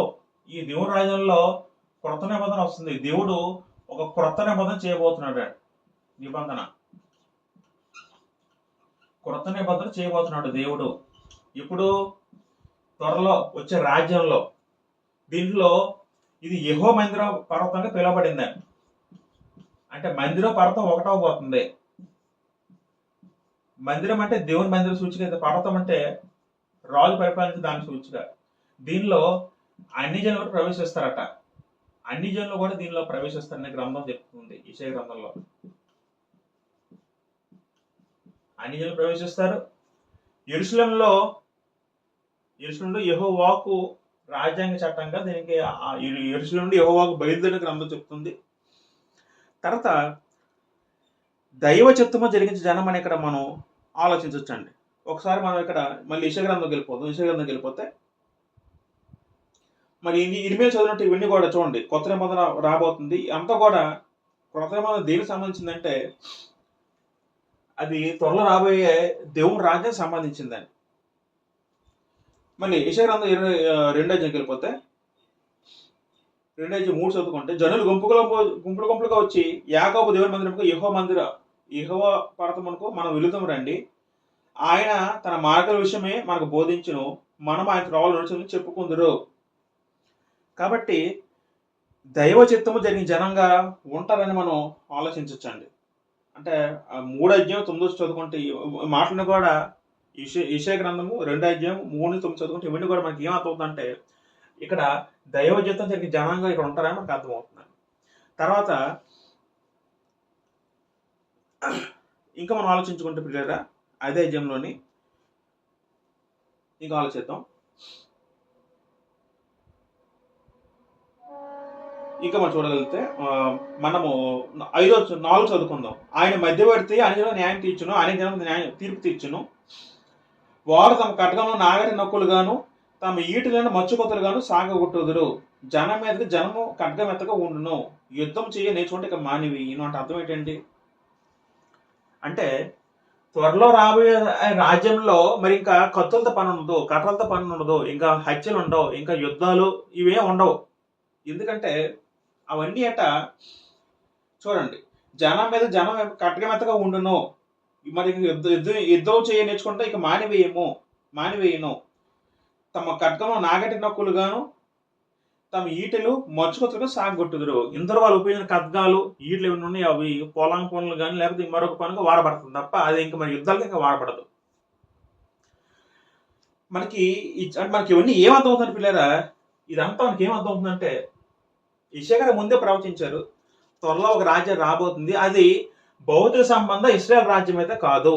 అలా కాదనడానికి కొన్ని రుజువులు ఏంటంటే దీంట్లో అన్ని జనులు ప్రవేశిస్తారని, మళ్ళీ కొత్తగా నిబంధన రాబోతుందని, తర్వాత మరి యుద్ధాలు ఉండమని అర్థం ఏంటంటే ఇవంతా కూడా భౌతిక ఇశ్రాయేల్ రాజ్యం అయితే కాదు. అదే భౌతిక ఇశ్రాయేల్ రాజ్యం అయితే యుద్ధాలు జరిగించాలి. ఎందుకంటే ఆ కాలం యుద్ధాలు కంపల్సరీ చేయాలండి. ప్రతి రాజ్యం యుద్ధం కంపల్సరీ. యుద్ధం లేకపోతే ఏ రాజ్యం కూడా మరి భూమి నిలవలేదని. ఆ కాలం యుద్ధాలు చాలా బాగా జరుగుతూ ఉండేవాడు. ప్రతి రాజ్యాలు ఎగుస్తూ ఉండేవాడు. మరి వాడు యుద్ధాలు జయించాలంటే ఖచ్చితంగా వాళ్ళు సైన్యం ఉండాలి, యుద్ధం చేసే వీరులు ఉండాలి, ఆయుధాలు ఉండాలని. దేవుడు ఏమంటే మరి ఇంకేమేమి ఉండవంటే అర్థం అంటే దేవుడు ముందే చెప్పుకుంటూ వస్తున్నాడు. ఒక రాజ్యం వస్తుంది, అది రాజ్యము బౌద్ధ రాజ్యం కాదు, ఇస్రాయల్ రాజ్యం కాదు. ఇంతకుముందు ఉన్న కణాల్లో వీళ్ళందరూ ఉన్న దావీదు టైంలో ఉన్న సొలొమోను కాలంలో ఉన్న రాజ్యం అయితే కాదు. అదొక సంపూర్ణ కొత్త రాజ్యం అని చెప్పడం జరుగుతుందండి. దానికి కొత్త నిబంధన ఉంది, దానికి కొత్త చట్టం రాబోతుందని దేవుడు ముందే చెప్పడం జరుగుతుందండి. కానీ చాలా మంది ఈ వచనాలు చాలా మందికి అర్థం కాలేదండి. అయితే ఈ రాజ్యానికి ఒక రాజు రాబోతున్నాడు గ్రంథం చెప్పడం జరుగుతుందండి. అదే యెషయా గ్రంథంలో చదువుకుంటే 9వ అధ్యాయం చదువుకుంటే, యెషయా గ్రంథం 9వ అధ్యాయము మొదటి నుంచి ఆలోచిద్దాం. యెషయా గ్రంథము 9వ అధ్యాయము 2వ చదువుకుందాం, మొదటి నుంచి చదువుకుందాం. ఆయనను వేదన పొందిన దేశం మీద మబ్బు నిలవలేదు. పూర్వకాలం ఆయన జబూలూను దేశమును నఫ్తాలి దేశం అవమానపరిచాను. అంత్యకాలమున అనగా సముద్ర ప్రాంతం అనగా యోర్దాను అన్యజనులు గలిగే ప్రతి మహిమ గలదని చేర్చున్నాడు. చీకట్లు నడుచు జనులు గొప్ప వెలుగును చూచున్నారు. మరణ ఛాయ గల దేశ నివాసం వెలుగు ప్రకాశించును. అంటే ఇవంతా కూడా యేసుక్రీస్తు వారు వచ్చినప్పుడు రాయబడిన ప్రవచనం. అన్యజనుల దగ్గరికి వెళ్ళినప్పుడు అక్కడ వాళ్ళు ఏదో వెలుగును చూశారు, యేసుక్రీస్తుని చూసి అది ఇక్కడ రాయబడిందండి. అలా కిందకు వస్తే ఆలోచనలో ఈ ఏళ్ళలో మనకు శిశువు పుట్టును, మనకు కుమారుడు అనుగ్రహించబడిను, ఆయన భుజం మీద రాజ్యభారం ఉండును, ఆశ్చర్యకరుడు, ఆలోచనకర్త, బలమైన దేవుడు, నిత్యుడు, సమాధానకర్త, అధిపతి నాకు పేరు పెట్టబడును. ఇక్కడ యెషయా కన్ఫర్మ్ చేశారండి. ఇక్కడ మనకు కుమారుడు అనుగ్రహించబడతాడు, ఒక వ్యక్తి వస్తాడు, ఒక శిశువు పడతాడు, ఆయన భుజం మీద రాజ్యభారం ఉండని చెప్పడం జరుగుతుంది. ఆయన భుజం మీద రాజ్యభారం ఉండను, ఆయన రాజ్యభారం మోస్తాడు, రాజ్య పరిపాలన జరిగిస్తాడు, ఒక రాజు వస్తాడు, ఆయన నిత్యుడగు తండ్రి, ఆలోచనకర్త, బలవంతుని దేవుడిని పేరు పెట్టబడును. ఒక రాజుకి అటువంటి పేర్లు ఎలా పెట్టబడతాయి? బలవంతుని దేవుడు పదం ఒక వ్యక్తి అయితే వ్యక్తిగా పదం వాడబడదు కదా. వ్యక్తి దేవుడు మనిషి దేవుడు కానేరడు. మరి బలవంత దేవుడు పదం ఆ వ్యక్తికి ఎలా చెందుతుందంటే, అంటే ఆ వ్యక్తికి దేవుడే ఉండాలి కాబట్టి ఆ వ్యక్తికి దేవుడి పదం చెందుతుందని. కాబట్టి యెషయా గ్రంథం 9వ అధ్యాయం చదువుకుంటే ఈ వస్తున్న రాజు అనే వ్యక్తి, ఆ రాజు అనే వ్యక్తి ఆయన మామూలు మనిషి అయితే కాదు. ఆ వ్యక్తి దైవాంశ సంబుద్ధుడే ఉండాలి. మరి ఆ వ్యక్తి ఎవరంటే యేసుక్రీస్తు వారు అని అర్థం చేసుకోవాలి. ఆ వ్యక్తి ఎవరి సంబంధం, అక్కడ రాయబడిన ప్రవచనం ఎవరు చెందింది? అది యేసుక్రీస్తు వారికి వర్తించబడింది. ఆయన వస్తాడు, ఆయన మీద రాజ్యభారం ఉండబోతుంది. రాజ్యభారం అంటే త్వరలో సాధించే దేవుని రాజ్యం భారం అంతా కూడా ఆయన మీద ఉండబోతుంది. మీకా గ్రంథము 5:2 చదువుకుంటే ఇది కూడా మనం ఆలోచించాం. మీకా గ్రంథంలోని 5:2 చదువుకుంటే, బెత్లెహేమ ఎఫ్రతా యూదా కుటుంబంలో నీ స్వల్ప గ్రామైనను నా కొరకు ఇశ్రాయేలును ఏలబోవాడు నీలో నుండి వచ్చిను. అంటే బెత్లెహేమ నుంచి ఒక వ్యక్తి వస్తాడు. ఆ వ్యక్తి ఏం చేస్తాడట? ఇశ్రాయేలును ఏలబోతాడు. పురాతన కాలం మొదలుకొని శాస్త్రకాలంలో ఆయన ప్రత్యక్షపక్షి ఉండేను. అంటే ఆనాడే దేవుడు ప్రవక్తలో ప్రవచించారండి. ఇవన్నీ కూడా మొదటగా ఏంటంటే రాజ్యం స్థాపించబోతుందని దానిలో ప్రవచిస్తే, యెషయా గ్రంథం ద్వారా ఆ రాజ్యంలోకి అన్యజనులు ప్రవేశిస్తారు, అది మామూలు రాజ్యం కాదు, అక్కడ మనకి యుద్ధాలు ఉండవు అని చెప్తే, మళ్ళీ యెషయా గారే 9వ అధ్యాయం చదువుకుంటే 6వ వచనంలో ఆ రాజ్యానికి రాజు వ్యక్తి ఉంటాడు. ఆ రాజు ఎలాంటి వ్యక్తి అంటే మామూలు వ్యక్తి అయితే కాదు, బలవంతుని దేవుడు. ఆ వ్యక్తి బలవంతుని దేవుడికి పిలబడతాడు. తర్వాత నిత్యుడకు తండ్రి, అవన్నీ చెప్పడం జరుగుతుంది. ఈ రాజు ఎవరంటే యేసుక్రీస్తు వారిని అర్థం చేసుకోవాలి. మీకా గ్రంథం 5:2 చదువుకుంటే ఈ రాజు బెత్లెహేము వస్తుందని చెప్పడం జరుగుతుంది, బెత్లెహేము రావడం జరుగుతుంది. తర్వాత పురాతన కాలం మొదలు శాస్త్రాలు ఆయన ప్రత్యక్షమొచ్చి ఉండేనో. ఆ వచ్చిన రాజుతో ఇంత ముందు కూడా ఉన్నాడు, తర్వాత కూడా ఉండబోతాడు, ఆయన ప్రత్యక్షమవుతూ ఉన్నాడని అక్కడ గ్రంథం చెప్తున్నాడు. ఇలాగా మీకా గ్రంథంలో అలాంటి మాట చూస్తాం. ఇంకా అనేక మాటలు ఉంటాయి పిల్లలు, చాలా మాటలు ఉంటాయండి. మనం చాలా మాటలు చదువుకుంటే ఆయన రాజ్యం ఎలాంటిదో, ఆయన పరిపాలన ఎలాంటిదో, పరిపాలనలో ఉన్న జనులు ఏ విధంగా ఉంటారో అనేక మాటలు దేవుడు ముందే ప్రవక్తల ద్వారా రాయించి మనకి ఇచ్చారండి. మరొక ఆలోచించగలిగితే యెషయా గ్రంథము 11వ అధ్యాయము 6-11 చదువుకుంటే, యెషయా గ్రంథము 11వ అధ్యాయం చదువుకుంటే అక్కడ 11 మొదటి వచనంలోనే యెషయా ముద్దు నుండి చిగురు పుట్టును. యెషయా ముద్దు నుండి, యెషయా అంటే ఎవరు? ఆయన యెషయా అంటే దావీదు తండ్రి. అంటే దావీదు యెషయా ముద్దు అంటే దావీదు సంతానం నుంచి చివరిన ఒక వ్యక్తి పుడతాడని చెప్పడం జరుగుతుందని. వాని వేలు నుండి అంకురం ఎదిగి ఫలించును. తర్వాత 3వ వచనం యెహోవా ఇంపైన వాసనగా ఉంటుంది. ఎంత కూడా యేసుక్రీస్తు వారి గురించి రాయబడిన మాటలు. ఇప్పుడు మనం 6 చదువుకుంటే తోడేలు చూడండి, యెషయా గ్రంథము 11:6 చదువుకుంటే తోడేలు గొర్రెపిల్లతో వాసన చేయను, చిరుతుబలి మేకపిల్లతో పండుకొనును, దూడలు దూడియు కొదమ సింహమును పెంచమని కోడియు కూడుకునుగా, బాలుడు వాటిని తోలును, ఆవులు ఎలుగును కూడి మేయను, వాటి పిల్లలు ఒక్కచోటనే పడుకుంటును, ఎద్దు మేయినట్లు సింహము గడ్డి మేయను. ఇవన్నీ కూడా స్వభావ విరుద్ధమైన జంతువులండి. ఎందుకంటే అవన్నీ ఎప్పుడు ఒక దగ్గర ఉండవు. వాసనకు తోడేలు గొర్రెలు ఒక పక్కన ఉంటాయి, ఒక పక్కన ఉండలేరు. చిరుతుపల్లి మేక ఒక దగ్గర ఉంటే ఉండలేవు. ఎందుకంటే రెండు ఒకటి చిరుతుపల్లి క్రూర జంతువు అయితే, మేకపల్లి సాధు జంతువు. అవి కనబడే అంటే చంపేస్తాయని. కానీ స్వభావ విరుద్ధమైన జంతువులు పక్కన అంటే చెప్తున్న మాట జంతువుల గురించి కాదండి. 9 చదువుకుంటే నా పరిశుద్ధ పర్వతం అంతటను ఏ మృగమును హాని చేయదు, నాశనం చేయదు, సముద్ర జలంతో నిండి ఉన్నట్లు లోకము యెహోవా జ్ఞానంతో నిండి ఉండును. అంటే అక్కడ అర్థం ఏంటంటే, ఈ పర్వతం అంటే ఈ పర్వతం దేవుని రాజ్యం అని అర్థం చేసుకుంటే దీని మీద ఇంకా ఒకరికొకరు నాశనం చేసుకోరు. ఇంకా అంటే వీరికి క్రూర స్వభావం ఉండదు. అంటే మనకి ఏమర్థం అవుతుందంటే, కొన్ని మాటలు ఆలోచించాలండి. అంటే మనకి ఎలాగ అర్థం చేసుకోవాలంటే, ఇది రాజ్యం అయితే యేసుక్రీస్తు ఇది దీనికి రాజు యేసుక్రీస్తు త్వరలో స్థాపించబోయే రాజ్యానికి యేసుక్రీస్తు రాజు అయితే, ఈ రాజ్యంలో చేరిన వారట వారి మధ్యన శాంతి సమాధానాలు ఉంటాయని అర్థం చేసుకోవాలి. శాంతి సమాధానాలు ఉంటాయి. తర్వాత ఈ పదాలను బట్టి, ఈ వచనం బట్టి మనం ఎలా ఆలోచించంటే, ఇక్కడ మరి ధనికులు దరిద్రులు అల్పులు గనులు భేదం ఉండదు ఈ దేవుని రాజ్యంలో. ఈ దేవుని రాజ్యంలో శాంతి సమాధానం సహజీవనాలు ఉంటాయి. అందరూ కలిసి నివసించవచ్చు సమాధానంగా, ప్రశాంతంగా. 3వ పాయింట్ ఏంటంటే, ఇక్కడ క్రూర స్వభావం ఇంకా ఉండదు. ఎందుకంటే ఇక్కడ అందరూ కూడా శిశువును పోలిన వారి స్వభావం కలిగి ఉంటారు. శిశువు పోలిన అంటే క్రొత్తగా జన్మించిన వారి వాళ్ళే. మనం చదువుకున్నాం, ఈ నికోదేముతో యేసుక్రీస్తు అంటారు మాట. యోహాను సువార్త 3:3-5 వచనాలు ఉంటాయి.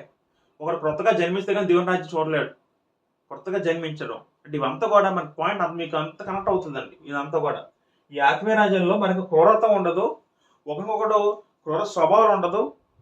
తర్వాత వీళ్ళందరూ కూడా కలిసే ఉంటారు, వీళ్ళందరూ కూడా సాహసం కలిగి ఉంటారు. వీళ్ళందరికీ రాజు ఎవరంటే యేసుక్రీస్తు వారుగా ఉంటారని. యేసుక్రీస్తు వారు అందరూ ఉంటారు. వీళ్ళందరూ కూడా యెహోవాకు వచ్చిన జ్ఞానంతో నింపబడును.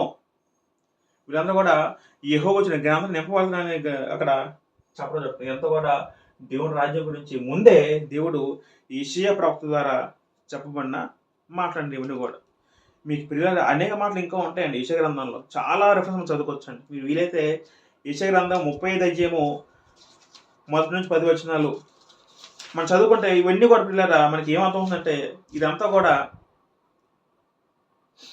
అవన్నీ కూడా ఆయన రాజ్యం యొక్క స్థితి ఎలా ఉంటుందో అవన్నీ చెప్పడం జరుగుతుంది. ఇందాక చదువుకుంటే ఇర్మీయా గ్రంథం 31 చదువుకుంటే మనం ఇందాక ఆలోచించాం, కొత్త నిబంధన చేయబోతుందని దేవుడు చెప్పడం జరుగుతుంది ఇర్మీయా ద్వారా. ఆ దినముల్లో ఈ దినముల తర్వాత నేను ఇశ్రాయేలు వారితో యూదాతో చేయబో నిబంధన ఇదే, వారి మనసులో నా ధర్మం విధిని ఉంచేదను, వారి హృదయం మీద దాన్ని రాసేదను.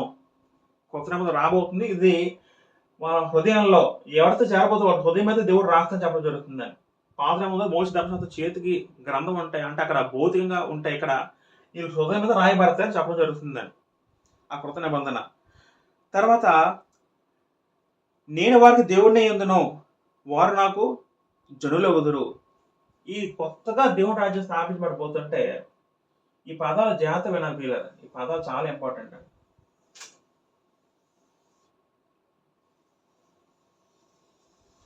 కొత్తగా రాబోతుంది దేవుని రాజ్యము. దీనికి రాజు వస్తుందని దేవుడు చెప్తున్నాడు. ఆ రాజు ఎవరంటే యేసుక్రీస్తు గ్రంథంలో చెప్తుంది. అయితే ఈ రాజ్యం, ఈ కొత్తగా రాబోయే రాజ్యానికి దీనికి నేను దేవుడుగా ఉంటాను అని అన్నారండి.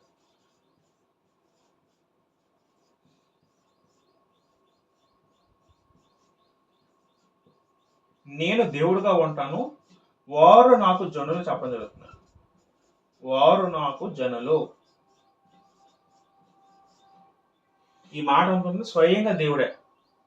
స్వయంగా దేవుడే.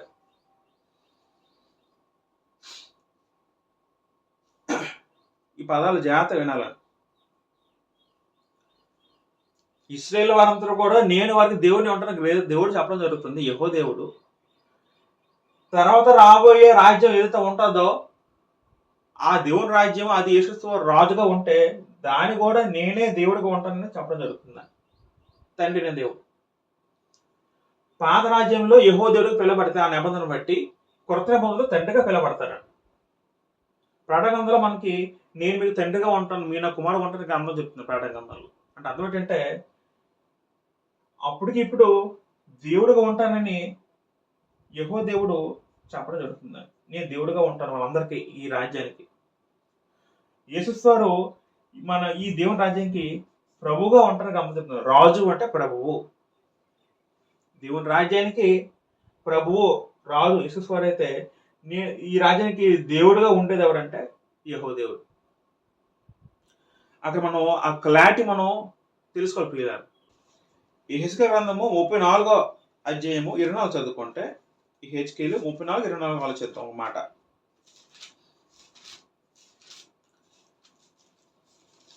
ప్రియులారా, ఈ పదాలు ఈ వచనాలు మీరు అన్ని జాగ్రత్తగా అబ్జర్వ్ చేయండి. యెహెజ్కేలు గ్రంథము 34:24 చదువుకుంటే అక్కడ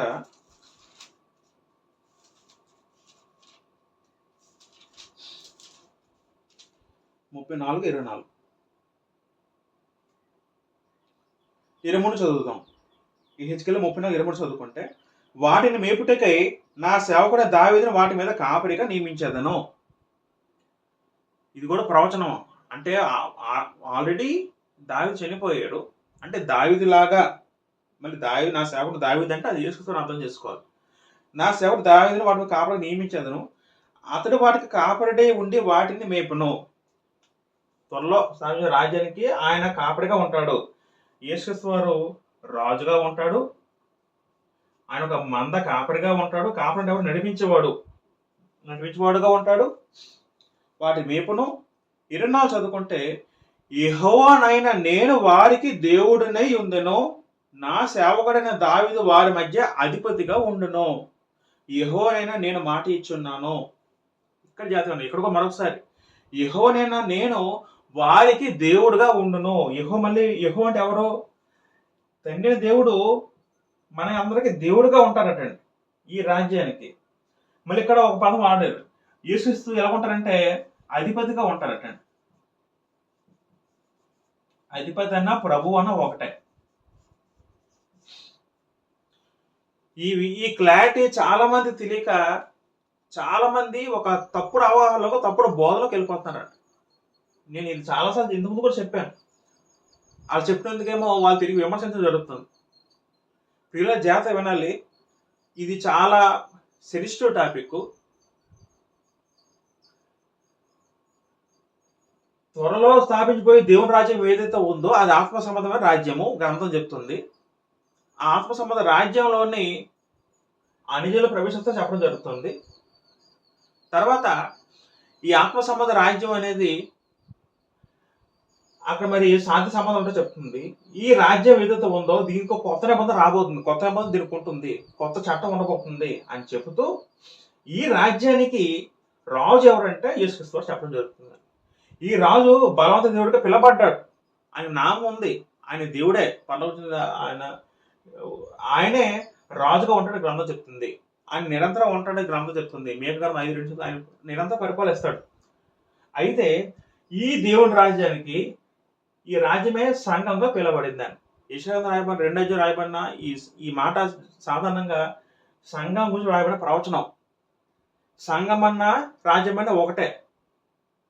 సంఘం భూలోకంలో దేవుని రాజ్యం సంఘంగా పిలబడింది. భూలోకంలో దేవుని రాజ్యం సంఘంగా పిలబడింది. ఈ సంఘానికి రాజు ఎవరు? యేసుక్రీస్తు వారు. సంఘానికి శిరస్సు ఎవరు? యేసుక్రీస్తు వారు. అయితే ఈ రాజ్యానికి ఈ సంఘానికి దేవుడు ఎవరంటే తండ్రి అయిన దేవుడు, యెహోవా దేవుడు. తండ్రి అయిన యెహోవా దేవుడు ఈ రాజ్యానికి నేను దేవుడుగా ఉంటానన్నాడు.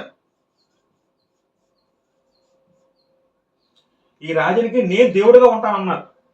వీరు నా జనులే ఉంటే నేను వారికి దేవుడిని ఉంటానని గ్రంథం చెప్తున్నాను. ఈ భాష మనం అర్థం చేసుకోవాలండి.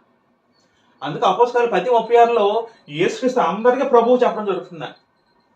అంటే ఇక్కడ ప్రభువు దేవుడు అంటే ఈయన తగ్గించట్లేదు అలా భావించదు, దయచేసి అలా అనుకోవద్దాన్ని. దేవుడు ఏ భాషతో చెప్పాడో మనం ఆ భాషతో పలకాలి, ఆ భాషను మనం ఆలోచించాలి. యేసుక్రీస్తు దేవుడే, నేను ఆయన దేవుడు కాదని చెప్పట్లే. ఆయన సంకల్పం దేవుడు కుమారుడు అయ్యాడు, ఆమె సంకల్పం ఆయన రాజు అయ్యాడండి. ఈయన ప్రభువో పిలబడ్డాడు, తండ్రి దేవుడు ప్రభుగా పిలబడ్డాడు. అలా ఈయన దేవుడు కాదు, దేవుడు ఆ మాట ఇప్పుడు అనకూడదు కూడా, అది దేవదోషం అవుతుంది. యేసుక్రీస్తు దేవుడే అయితే ఆయన మనకేమవుతాడు అది ఆలోచించాలి. గ్రంథం చెప్పింది కాబట్టి మనం ఆ భాషలో మనం వెళ్ళాలని, మన సొంత ఆలోచన కాదు. గ్రంథం మనకి ఆయన ప్రభుగా ఉన్నాడు గ్రంథం చెప్తుంది, ఆయన మనకు రాజుగా ఉన్నాడు గ్రంథం చెప్తుంది. ఆయన దేవుడు అంతటి వాడే అయితే మనకి ఏమవుతాడో ఒక భాష ఉంది, ఒక భాష గ్రంథం చెప్పింది కాబట్టి మనం అది ఫాలో అవ్వాలి. ఆయన మనకు రాజు అవుతాడు గ్రంథం చెప్తుంది, ఆయన మనకి అధిపతిగా ఉన్న గ్రంథం చెప్తుంది, ఆయన ప్రభువుని గ్రంథం చెప్తుంది, మనం అలాగా ఫాలో అవ్వాలి. మన ప్రభువు అంటాం, అందుకే పత్రికలన్నీ కూడా మన ప్రభువు మన రక్షకుడి పదం ఉంటుంది యేసుక్రీస్తు గురించి. అది యెహోవా దేవుడు మనకేమవుతాడంటే, యెహోవా దేవుడు కొత్త మనకి ఆయన మనకి తండ్రిగా మనకి దేవుడు అవుతాడట. మనందరూ అంటే మన దేవుడు, మన తండ్రిని దేవుడి నుండి, మన కొత్త మొదలు అనేక మాటలు ఉంటాయండి. మన దేవుడి నుండి, మన తండ్రిని దేవుడి నుండి, మన తండ్రి దేవుడి పదాలు చాలాసార్లు ఉంటాయి. పాత నిబంధన అయినా కొత్త నిబంధన అయినా, పాత సంబంధం ఇశ్రాయేల్ రాజ్యమైనా, కొత్త సంబంధమైన ఆత్మీయ దేవుని రాజ్యమైనా సరే, ఈ రాజ్యాలు ఉన్న వారికి మన దేవుడు ఎవరంటే మన తండ్రిని అనాలండి, మన ప్రభు ఎవరంటే యేసుక్రీస్తు అనాలి. అంటే ఈ యేసుక్రీస్తు దేవుడు కాదు అనకూడదు, అలాంటి పదాలు ఎక్కడ వాడకూడదు. దైవతులతో సమానమే. అయితే ఆ భాష మటుకు మన దేవుడు తండ్రి మన అలాగే భావించింది, గ్రంథం వాళ్ళు చెప్పింది కాబట్టి మనం అలాగే అనాలండి, అలాగే మనం ఫాలో అవ్వాలి. అదే ఆ బోధ ప్రకారం మనం ఫాలో అవ్వాలండి. నేను వారి దేవుడు, స్వయంగా దేవుడు అంటున్నమాట, నేను వారికి దేవుడిని ఉంటాను అంటే మన దేవుడు ఎవరు? మన దేవుడు అంటే మనం తండ్రి అని చెప్పాలి. అంటే మన దేవుడు యేసుక్రీస్తు చెప్తే తప్పు అవుద్దంటే అదే తప్పు కాదు. ఆయన కూడా ఆయన కూడా దేవుడే. కానీ భాష మనకు చెప్పింది కాబట్టి, గ్రంథం మనకి చెప్పింది కాబట్టి మనం అలాగా ఫాలో అవ్వాలండి. మన ప్రభుగా ఉంటానికి గ్రంథం చెప్తే మన ప్రభువు అని అనాలి, సంబోధించాలి. లక్షణాల్లో ఇద్దరు ఒకటే, నేను దాన్ని వేరు చేయట్లేదండి. మనకు దేవుడు కూడా గ్రంథం చెప్పింది కాబట్టి తండ్రి గురించి, మనందరి దేవుడు తండ్రి, మనం అలా పలకాలండి. గ్రంథం చెప్పింది కాబట్టి, దేవుడు రాజ్యం మనకి ఇచ్చాడు కాబట్టి. యెహెజ్కేలు గ్రంథము 11:20 చదువుకుంటే, యెహెజ్కేలు గ్రంథం 11:20 చదువుకుంటే, అప్పుడు చూడండి 19 చదువుదాం. వారు నా కట్టడలో నా విధులను అనుసరించి గైకొన్నట్లు నేను వారి శరీరంలో రాతి గుండెని తీసివేసి వారికి మాంసపు గుండెని ఇచ్చి వారికి ఏక మనసు కలిగేసి వారి నూతన ఆత్మ పుట్టించును. అది యెషయా ద్వారా త్వరలో రాబోయే వాటి గురించి రాయబడిన మాట. వారికి ఏక మనసు కలిగేసి వారి నూతన ఆత్మ పుట్టింతను అంటే పరిశుద్ధాత్మ కొత్తగా వాళ్ళకి అనుగ్రహిస్తాను, కొత్త వాళ్ళకి రాతి కొని తీసివేస్తాను. ఇవన్నీ కూడా త్వరలో కొత్త నిబంధనలో కొత్త రాజ్యంలో ఉండిపోయి వాళ్ళ గురించి రాయబడిన మాట. 20 వచనము, అప్పుడు వారు నాకు జనులే ఉందరు, నేను వారికి దేవుణ్ణి ఉంటానని అక్కడ కూడా యెహోవా దేవుడు అంటారండి. అంటే మనకి ఏమవుతావాలంటే, ఈ కొత్త సంబంధమైన ఆత్మీయ రాజ్యంలో, దేవుని రాజ్యంలో నేను వారికి దేవుడిగా ఉంటానని దేవుడు చెప్పాడు. ప్రకటన 21:7 చదువుకుంటే కూడా, ప్రకటన 21:7 చదువుకుంటే,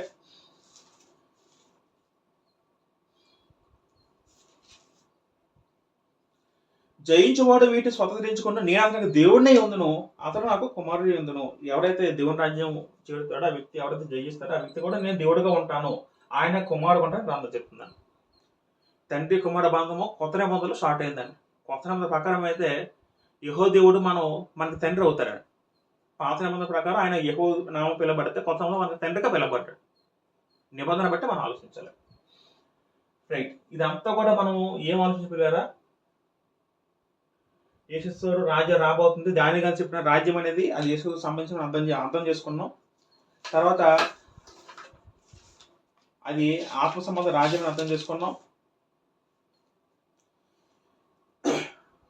మత్తయి సువార్త 16:18 చదువుకుంటే మనకు అందరికీ తెలిసిన మాట, మనందరికి బాగా నానుడైన వచ్చిన ఏంటంటే మత్తయి సువార్త 16:18లో పేతురు గారితో యేసుక్రీస్తు మాట్లాడుతుంటున్నాం.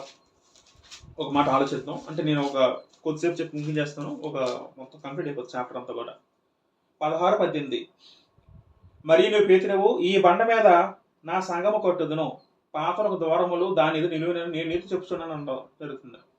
మత్తయి 16:18 చదువుకుంటే, మరియు నీ పేతురుతో మాట్లాడుతూ ఈ బండ మీద నా సంఘం కట్టుదును అని అక్కడ ప్రభు చెప్పడం జరుగుతుందండి. నా సంఘము కట్టుదు, నేను సంఘం కడతాను, నేను ఒక సంఘాన్ని కడతానని ప్రభు చెప్పడం జరుగుతుందండి. అక్కడ సంఘం అని చెప్తూ అదే అధ్యాయంలోని కిందకు వస్తే 19వ వచనంలో, పరలోక రాజ్యముగా తాళపు చెవులు నీకు ఇచ్చిదని అంటారండి. చూడండి, మొదటి వచనంలో ఏమో సంఘం అని చెప్పడం జరిగింది, రెండో మాటలేమో పరలోక రాజ్యంగా తాళపు చెవులు అన్నారు, పరలోక రాజ్యం అన్నారండి. ఈ రాజ్యమే దేవుని రాజ్యం. దేవుని రాజ్యం అన్న సంఘం అన్న ఒకటే. ఆ సంఘానికి కడుతుంది ఎవరు?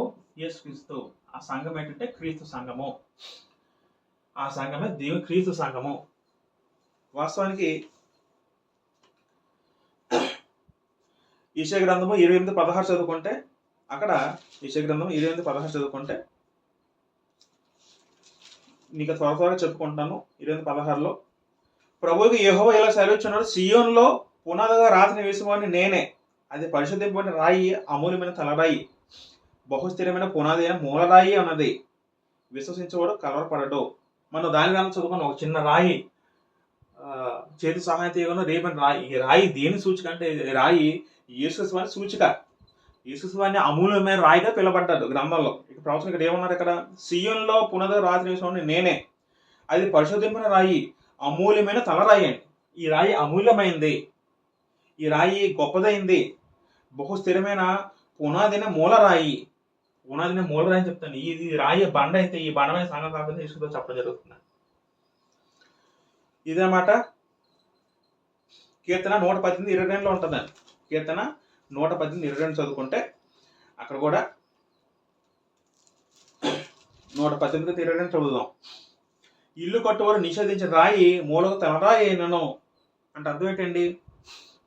ఇల్లు కట్టువారు నిషేధించిన రాయి మూలకు తలరాయి. తలరాయి అంటే ఒక ఇల్లు నిలబడాలంటే పునాదిలో కావలసిన అంటే ప్రాముఖ్యమైన రాయి ఏదైతే ఉందో పునాది రాయి అనుకుంటే, ఆ రాయి అక్కడ వాళ్ళ ముందు నిషేధిస్తే అదే మూలమైంది, అదే తలరాయి అయింది అని అక్కడ అర్థం చెప్తున్నారు. అంటే ఇది ప్రవచనం అయితే దీన్ని నెరవేర్పు అంటే ఈ మాటని యేసుక్రీస్తు మత్తయి సువార్త 21:42 చెప్తారండి. మత్తయి సువార్త 21:42 చదువుకుంటే అక్కడ ఈ మాట ఉంటుంది. మత్తయి సువార్త 21:42 చదువుదాం. మరి నేను యేసువాని చూచి, ఇల్లు కట్టువారే నిషేధించిన రాయి మూల తలరాయను, ఇది ప్రభువు వల్ల కలిగను, ఇది మా కన్నులకు ఆశ్చర్యము అని మీరు అన్న మాట మీ లేఖనంలో ఎన్నడూ చదువుకోలేదా? కాబట్టి దేవుని రాజ్యము మీ యొద్దను తొలగించబడి దాని ఫలమిచ్చి జనులకు ఇవ్వని మీతో చెప్తున్నారు. ఇక్కడ తన ఉద్దేశించి దేవుడు ఆ వచనం తీసుకొచ్చి అక్కడ చెప్పడం జరుగుతున్నాను. వాస్తవానికి ఆ దేవుని రాజ్యమేమో వీళ్ళందరూ యేసుక్రీస్తు కాలంకి వచ్చేసరికి వీళ్ళ జనులందరూ కూడా అదొక భౌతిక రాజ్యం అనుకున్నారు. వచ్చే మెస్సీ అనే వ్యక్తి ఎవరైతే వ్యక్తి వస్తారో ఆ వ్యక్తిని మెస్సీ అనడం జరిగింది. ఆ మెస్సీ అనే వ్యక్తి భౌతిక రాజుగా వచ్చి భౌతిక రాజ్యం స్థాపిస్తారని చాలా మంది అనుకున్నారు, కానీ చాలా మంది అలాగే భావించారు. అయితే యేసుక్రీస్తు వచ్చిన తర్వాత ఈ రాజ్యము అది భౌతిక సంబంధం కాదని ఆయన ఎప్పటి నుంచి చెప్పుకుంటూ వస్తాడు. ఆయన పరిచయం స్టార్టింగ్ అయినప్పటి నుంచి కూడా దేవుని రాజ్యం సమీపించి ఉంటే గ్రంథం మనం చదువుకోగలం. ఉదాహరణకి మత్తయి సువార్త 3:2 మార్కు సువార్త 1:15 చదువుకుంటే, ఒకసారి చదువుకుందాం. మత్తయి సువార్త 3:2 చదువుకుంటే ఇవన్నీ తెలిసిన మాటే. ఆ దినమందు బాప్తిస్మిచ్చు యోహాను వచ్చి పరలోక రాజ్యం సమీపించి ఉంది, మారుమనసు పొందినని యోధాను ప్రకటించుండెను. వాస్తవం మత్తయి సువార్తలో పరలోక రాజ్యం మన పదం వాడబడింది. పరలోక రాజ్యం అని దేవుని రాజ్యం అని ఒకటే. దేవుని రాజ్యం ఇంకా రాయబడిన మరొక పదము పరలోక రాజ్యము. పరలోక రాజ్యం అంటే పరలోకం అనుకోవద్దు. మత్తయి సువార్త చదువుకుంటే దేవుని రాజ్యం పేరు మారుగా పరలోక రాజ్యం పదం వాడబడింది. మొదట బాప్తిస్మం యోహాను స్టార్ట్ చేశాడు. పరలోక రాజ్యం సమీపించిన అర్థం ఏంటి? దగ్గరకు వస్తుంది ఆ పదం వాడారు. మత్తయి సువార్త 4:2 చదువుకుంటే, మార్కు సువార్త 1:1 చదువుకుంటే అక్కడ కూడా యేసుక్రీస్తు తన పరిచర్య స్టార్ట్ చేసినప్పుడు ఆయన కూడా సేమ్ యోహాను గారి లాగే ఏమని బోధించాడంటే,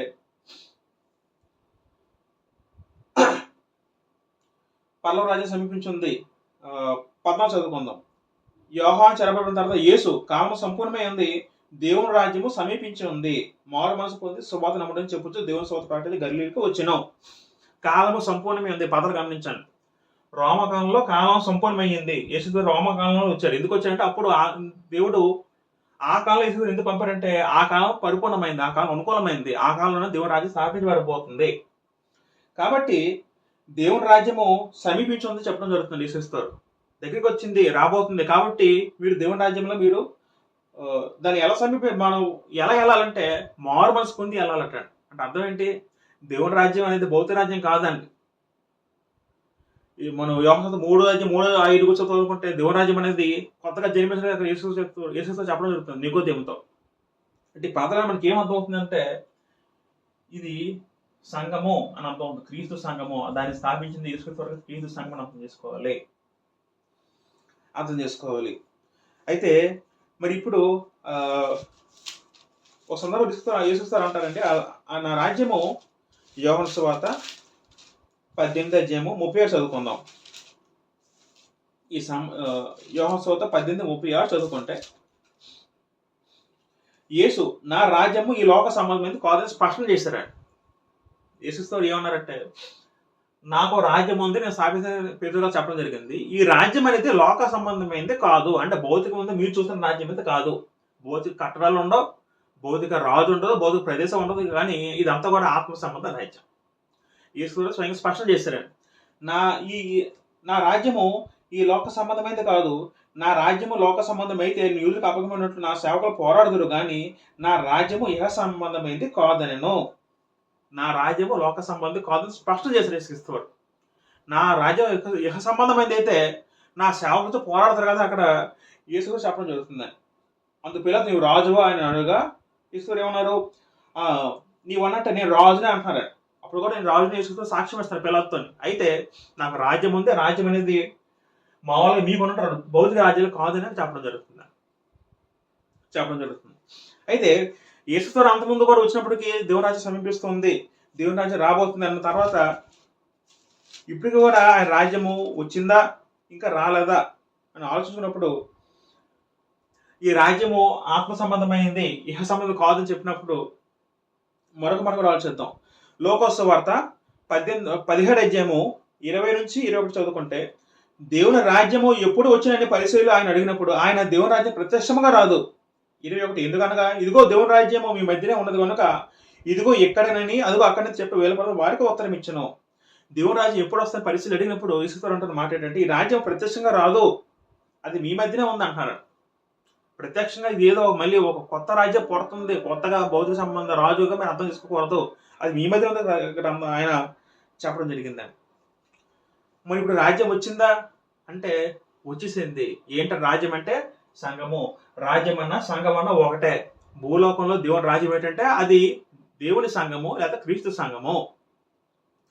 ఎప్పుడైతే యేసుక్రీస్తు భూమి మీద మరణం చెంది పునరుద్ధరణ చెందాడో, చెందిన తర్వాత ఆయన రాజు అయ్యారండి. యేసుక్రీస్తు ఎప్పుడు రాజు అయ్యారండి? అందరికి కూడా ఆయన పునరుద్ధరణ చెందిన తర్వాత రాజు అయ్యారండి. అంటే ఇది కూడా దేవుని సంకల్పంలో భాగమే. అంటే దేవుని సంకల్పంలో దేవుని రాజ్యానికి లింక్ ఉందండి. ఎప్పుడైతే పునరుద్ధరణ చెందాడో ఆయన మనకి రాజు అయ్యారండి. రాజు అయిన తర్వాత మన తెలిసిన సందర్భం అన్నీ కూడా పునరుద్ధరణ తర్వాత దేవుడు ఆయన అభిషేకించాడు పరలోకంలో. అప్పుడు నీవు నా కుమారుడు అని చెప్పడం జరిగింది.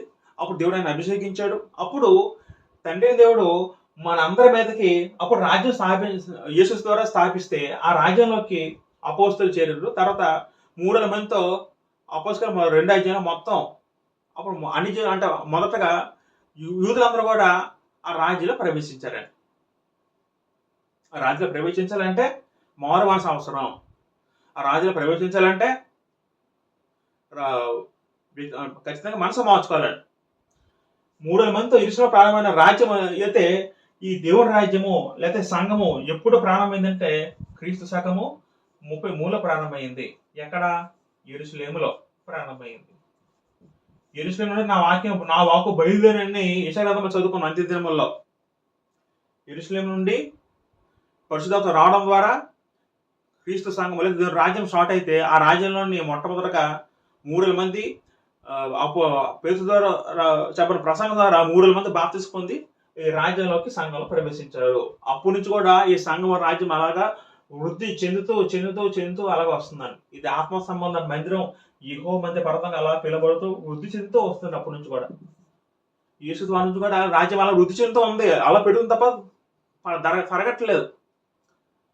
ఈ రాజ్యాలన్నీ కూలిపోయి రాజ్యాలు నాశనం అయిపోయి, కానీ ఈ రాజ్యం మీద మటుకు నాశనం కాకుండా ఉందండి. అలాగా పెరుగుతూ అలా వృద్ధి చెందుతూనే ఉందండి. ఇప్పుడు మనం అందరం కూడా రాజ్యంలో ఉన్నాం. దేవుడి రాజ్యం వచ్చేసింది. ఆ రాజ్యమే సంఘం. అందరూ సంఘంలో ఉన్నట్టు రాజ్యంలో ఉండడమే. మరి ప్రత్యేకంగా ఇంకో రాజ్యం వస్తుంది అని అర్థం చేసుకోకూడదని. మన రాజ్యంలో ఉండడం చాలా విషయాలు ఉన్నాయండి. కొలస్సీ రాసిన పత్రిక 1:9 చదువుకుంటే, కొలస్సీ రాసిన పత్రిక 1 చదువుకున్నప్పుడు అక్కడ ఒక సందర్భంలో మాట ఉంటుంది, మనం ఆలోచిస్తాం. ఎక్కడ ఉంటుందండి? మన కొలస్సీ 1:13 ఉంటుంది. ఆయన మనలను అంధకార సంబంధ అధికారం విడుదల చేసి తాను ప్రేమించి తన కుమారునికి రాజ్య నివాసులుగా చేసెను. ఆ కుమారునికి రాజ్యంలో మనల్ని చేశానని గ్రంథం చెప్తున్నాను. చేస్తుంటే ఆల్రెడీ అయిపోయింది. మన రాజ్యంలో ప్రవేశించాం, రాజ్యంలో మనం చేరిపాం. రాజకుమారు మనల్ని రాజ్య నివాసులుగా చేసెను. మన రాజ్య నివాసులు మారిపోయాం. ఎప్పుడు జరిగింది అది? క్రీస్తు చనిపోయిన తర్వాత, సంఘం వచ్చిన తర్వాత. సంఘం ఎప్పుడు వచ్చిందంటే క్రీస్తు 33లో వచ్చిందండి. ఈ దేవుని రాజ్యం అనేది క్రీస్తు సంఘం. కాబట్టి ఆల్రెడీ మన రాజ్యంలో మనం ఉన్నాం. ప్రకటన గ్రంథం 1:9 చదువుకుంటే, యోహాను గారు అంటున్న మాట ఆలోచిద్దాం. ప్రకటన 1:9 చదువుకుంటే, మీ సహోదరును యేసును బట్టి కలుగు శ్రమలోను రాజ్యంలోను సహనంలో పాలివాడైన యోహాను నేను. చూడండి, మీ సహోదరును అంటే తనతో చెప్పుకుంటూ, మీ సహోదరును యేసును బట్టి కలుగు శ్రమలోను రాజ్యంలోను పాలివాడు అంటున్నాడు. అంటే ఆల్రెడీ రాజ్యంలో పాల్గొంటే అర్థమంటే రాజ్యంలో ఉన్నానని చెప్తున్నారా యోహాను గారు? అక్కడ మీరు పాల్గొన్నారు, నేను కూడా పాల్గొని ఉన్నానని చెప్తున్నారు రాజ్యంలో. కాబట్టి రాజ్యము వచ్చేసింది, రాజ్యంలో అందరూ పాలువారమే ఉన్నాం. హెబ్రీ పత్రిక 12:28 చదువుకుంటే, హెబ్రీ పత్రిక 12:28 చదువుకుంటే, అందువల్ల మనము నిశ్చలమైన రాజ్యమును పొంది దైవకృప కలిగి ఉందము. అందువల్ల మనం నిత్యం అంటే, అందువల్ల సందర్భం పక్కన పెడితే వచ్చిన ఏమంటారంటే, మనం నిత్యమైన రాజ్యం మనం పొంది ఉన్నామా రాజ్యం? నిత్యమైన రాజ్యం పొంది ఉన్నామన్న గ్రంథం చెప్తుందా? రాజ్యం పొంది ఉన్నామన్న గ్రంథం చెప్తుంది. అపోస్తలుల కార్యము 2:30 చదువుకుంటే, ఇక్కడ ఎప్పుడు రాజు అయ్యారో అక్కడ పేతురు ద్వారా దేవుడు రాయించిన మాటలు. అపోస్తలుల 2:30 చదువుకుంటే, మనం చాలాసార్లు ఆలోచించే మాటలన్నీ కూడా.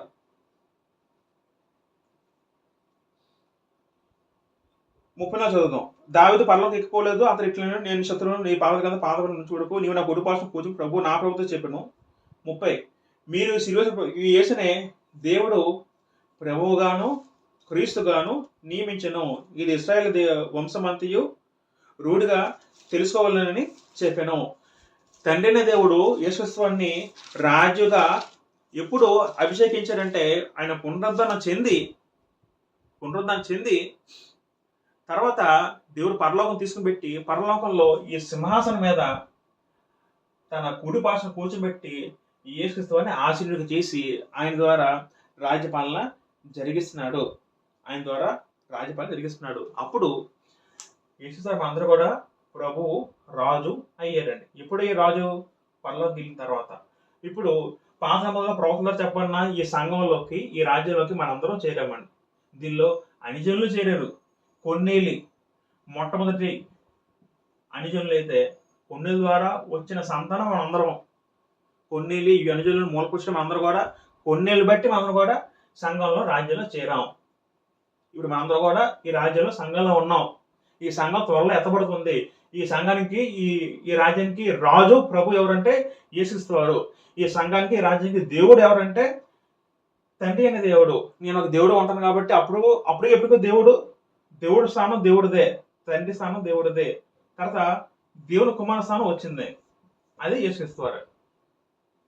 రైట్, ఈ దర్శనంతో చెప్పిన తర్వాత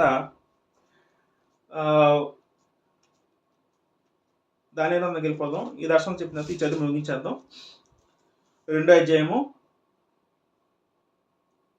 చదువుకుంటే, అందుకు రాజు నెబుకద్నెజరు దానికి సాష్టాంగ నమస్కారం చేసి అతన్ని పూజించి నైవేద్యోపం అతనికి సమర్పించి ఆజ్ఞాపించును. మరి రాజు, ఈ మర్మమును భయపరచడానికి నీవు సముద్రమైతివే, నీ దేవుడు దేవతలకు దేవుడును రాజులకు ప్రభువును మర్మమును భయపరచబడి ఉన్నటువంటి దాని ప్రత్యుత్తరం ఇచ్చెను. కాబట్టి అక్కడ రాజు కూడా మొత్తం క్లారిటీ వచ్చిందండి. తను ఏది చెప్పాడు అంత నిజమే. రాజు నమ్మి యెహోవాను స్తుతిస్తున్నాడు. నిజంగా నీ దేవుడు గొప్పవాడు, నీ దేవుడు దేవుడికి దేవుడు, ప్రభులకు ప్రభువుని అక్కడ చెప్పడం జరుగుతుంది. నిజంగా మన దేవుడు రాజులకు రాజు, ప్రభులకు ప్రభువునే ఉన్నాడండి. అప్పుడు రాజు దానిని బహుగా హెచ్చించి అనేక గొప్ప దానములు ఇచ్చి అతని బబుల సంస్థ అధిపతిగాను బబులను గ్రహణానికి ప్రధానంగా నియమించను. తర్వాత దానిని హెచ్చించి గొప్ప స్థానము తన రాజ్యంలో ఇవ్వడం జరుగుతుంది. 4 చదువుకుంటే అంతటా దానియేలు రాజు అయితే మనం చేసుకునగా రాజు శద్రకు మేషకు అబేద్నెగో వారి బబుల సంస్థానం మీద విచారణకర్తగా నియమించను. అయితే దానియేలు రాజు సన్నిధిలో ఉండెను. అయితే దాని యొక్క మనం చేసుకున్న బట్టి దానియేలు శద్రకు మేషకు వీరందరూ కూడా సంస్థానంలో విచారణకర్త ఎంక్వైరీ ఆఫీసర్గా వాళ్ళు కూడా నియమించబడ్డారు. దానియేలు బట్టి దానిని మటుకు ఇప్పుడు కూడా రాజు సన్నిధిలో ఒక ప్రథమ స్థానంగా నిలిచబడ్డారు.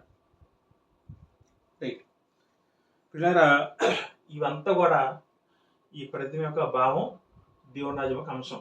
చాలా గొప్ప మాట మనం నేర్చుకున్నాం. వీడియోలంతా చాలా ఎక్కువ వచ్చిందేమో, స్కిప్ చేయకుండా వీలైతే భాగాలు పాటలుగా చూడండి. ఇది అంతా కూడా మనకు చాలా అవసరమైన భాగం. అంతా కూడా మనం ఏం నేర్చుకోవాలంటే, దేవుడు రాజులకు రాజు, ప్రభులకు ప్రభువు. దేవుడు సర్వభౌమాధికారం కలిగిన వ్యక్తి, సర్వాధికారం కలిగిన వ్యక్తి అని దేవుడు మనం అర్థం చేసుకోవాలి. యేసువారు కూడా సౌరభౌమాధికారం కలిగిన వ్యక్తి, సర్వాధికారం కలిగిన వ్యక్తికి మనం భావించాలి. కానీ మిగతా వాళ్ళందరూ ఎవరైతే ఉన్నారో, బబులోను రాజు కానీ రోమన్స్ కానీ అందరూ కూడా సామంత రాజులండి. వీళ్ళు భౌతిక రాజులు, వెళ్తే సామంత రాజు, నిజమైన రాజు కాదు. నిజమైన రాజు దేవుడే. వీళ్ళందరూ కొంతకాలం ఉండి పోతారండి. కాబట్టి ఇది దాని ప్రవచనంలో రాయించబడిన దేవుని రాజ్యము. దేవుడు ఒక రాజ్యం స్థాపిస్తే మనకి ఏమర్థం లేదు. దేవుడు రాజ్యం స్థాపిస్తారంటే అది ఆత్మ సంబంధ రాజ్యం అని అర్థం చేసుకోవాలి. ఆ రాజ్యమే సంఘంగా పిలువబడింది. ఆ సంఘానికి రాజు ఎవరు? యేసుక్రీస్తు వారు. బబులోను రాజు నిబంధనలాగా ఈ సంఘానికి రాజు యేసుక్రీస్తు వారు. మన దగ్గర రాజు పరిపాలన ఉన్నాం.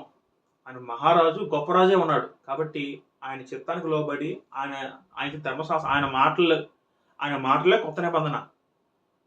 ఆయన చెప్పిన మాటలే పరిశుద్ధాత్ముడు అపోస్తులు రాయించి మన చేతికి ఇచ్చాడు. అదే మన చట్టం. ఆ చట్టాన్ని మనం ఫాలో అయ్యి ఆయన రాజ పరిపాలనలో ఉంటూ దేవుని రాజ్యంలో రావాలంటే మనం మొట్టమొదటి చేయవలసిందంటే మారు మనస్సు ద్వారా దేవుని రాజ్యంలో అడుగు పెట్టాలి. ఇలా మనం ఆ దేవుని రాజ్యంలో జీవిస్తే మనం చనిపోయిన తర్వాత దేవుడు ఎక్కడ మాత్రం కాకుండా ఈ రాజ్యంలో ఎత్తబడి పరలోకం తీసుకెళ్తాడని గ్రంథం ద్వారా మనకి దేవుడు హెచ్చరిస్తున్నాడు. ఇంతవరకు ఓపిక ఉన్న సహోదరులంతా మరొకసారి నాకు వందనం తెలియజేసుకుంటూ ప్రభు చిత్తమైతే మరొక వీడియో మనం కలుసుకుందాం. అందరికీ వందనాలు.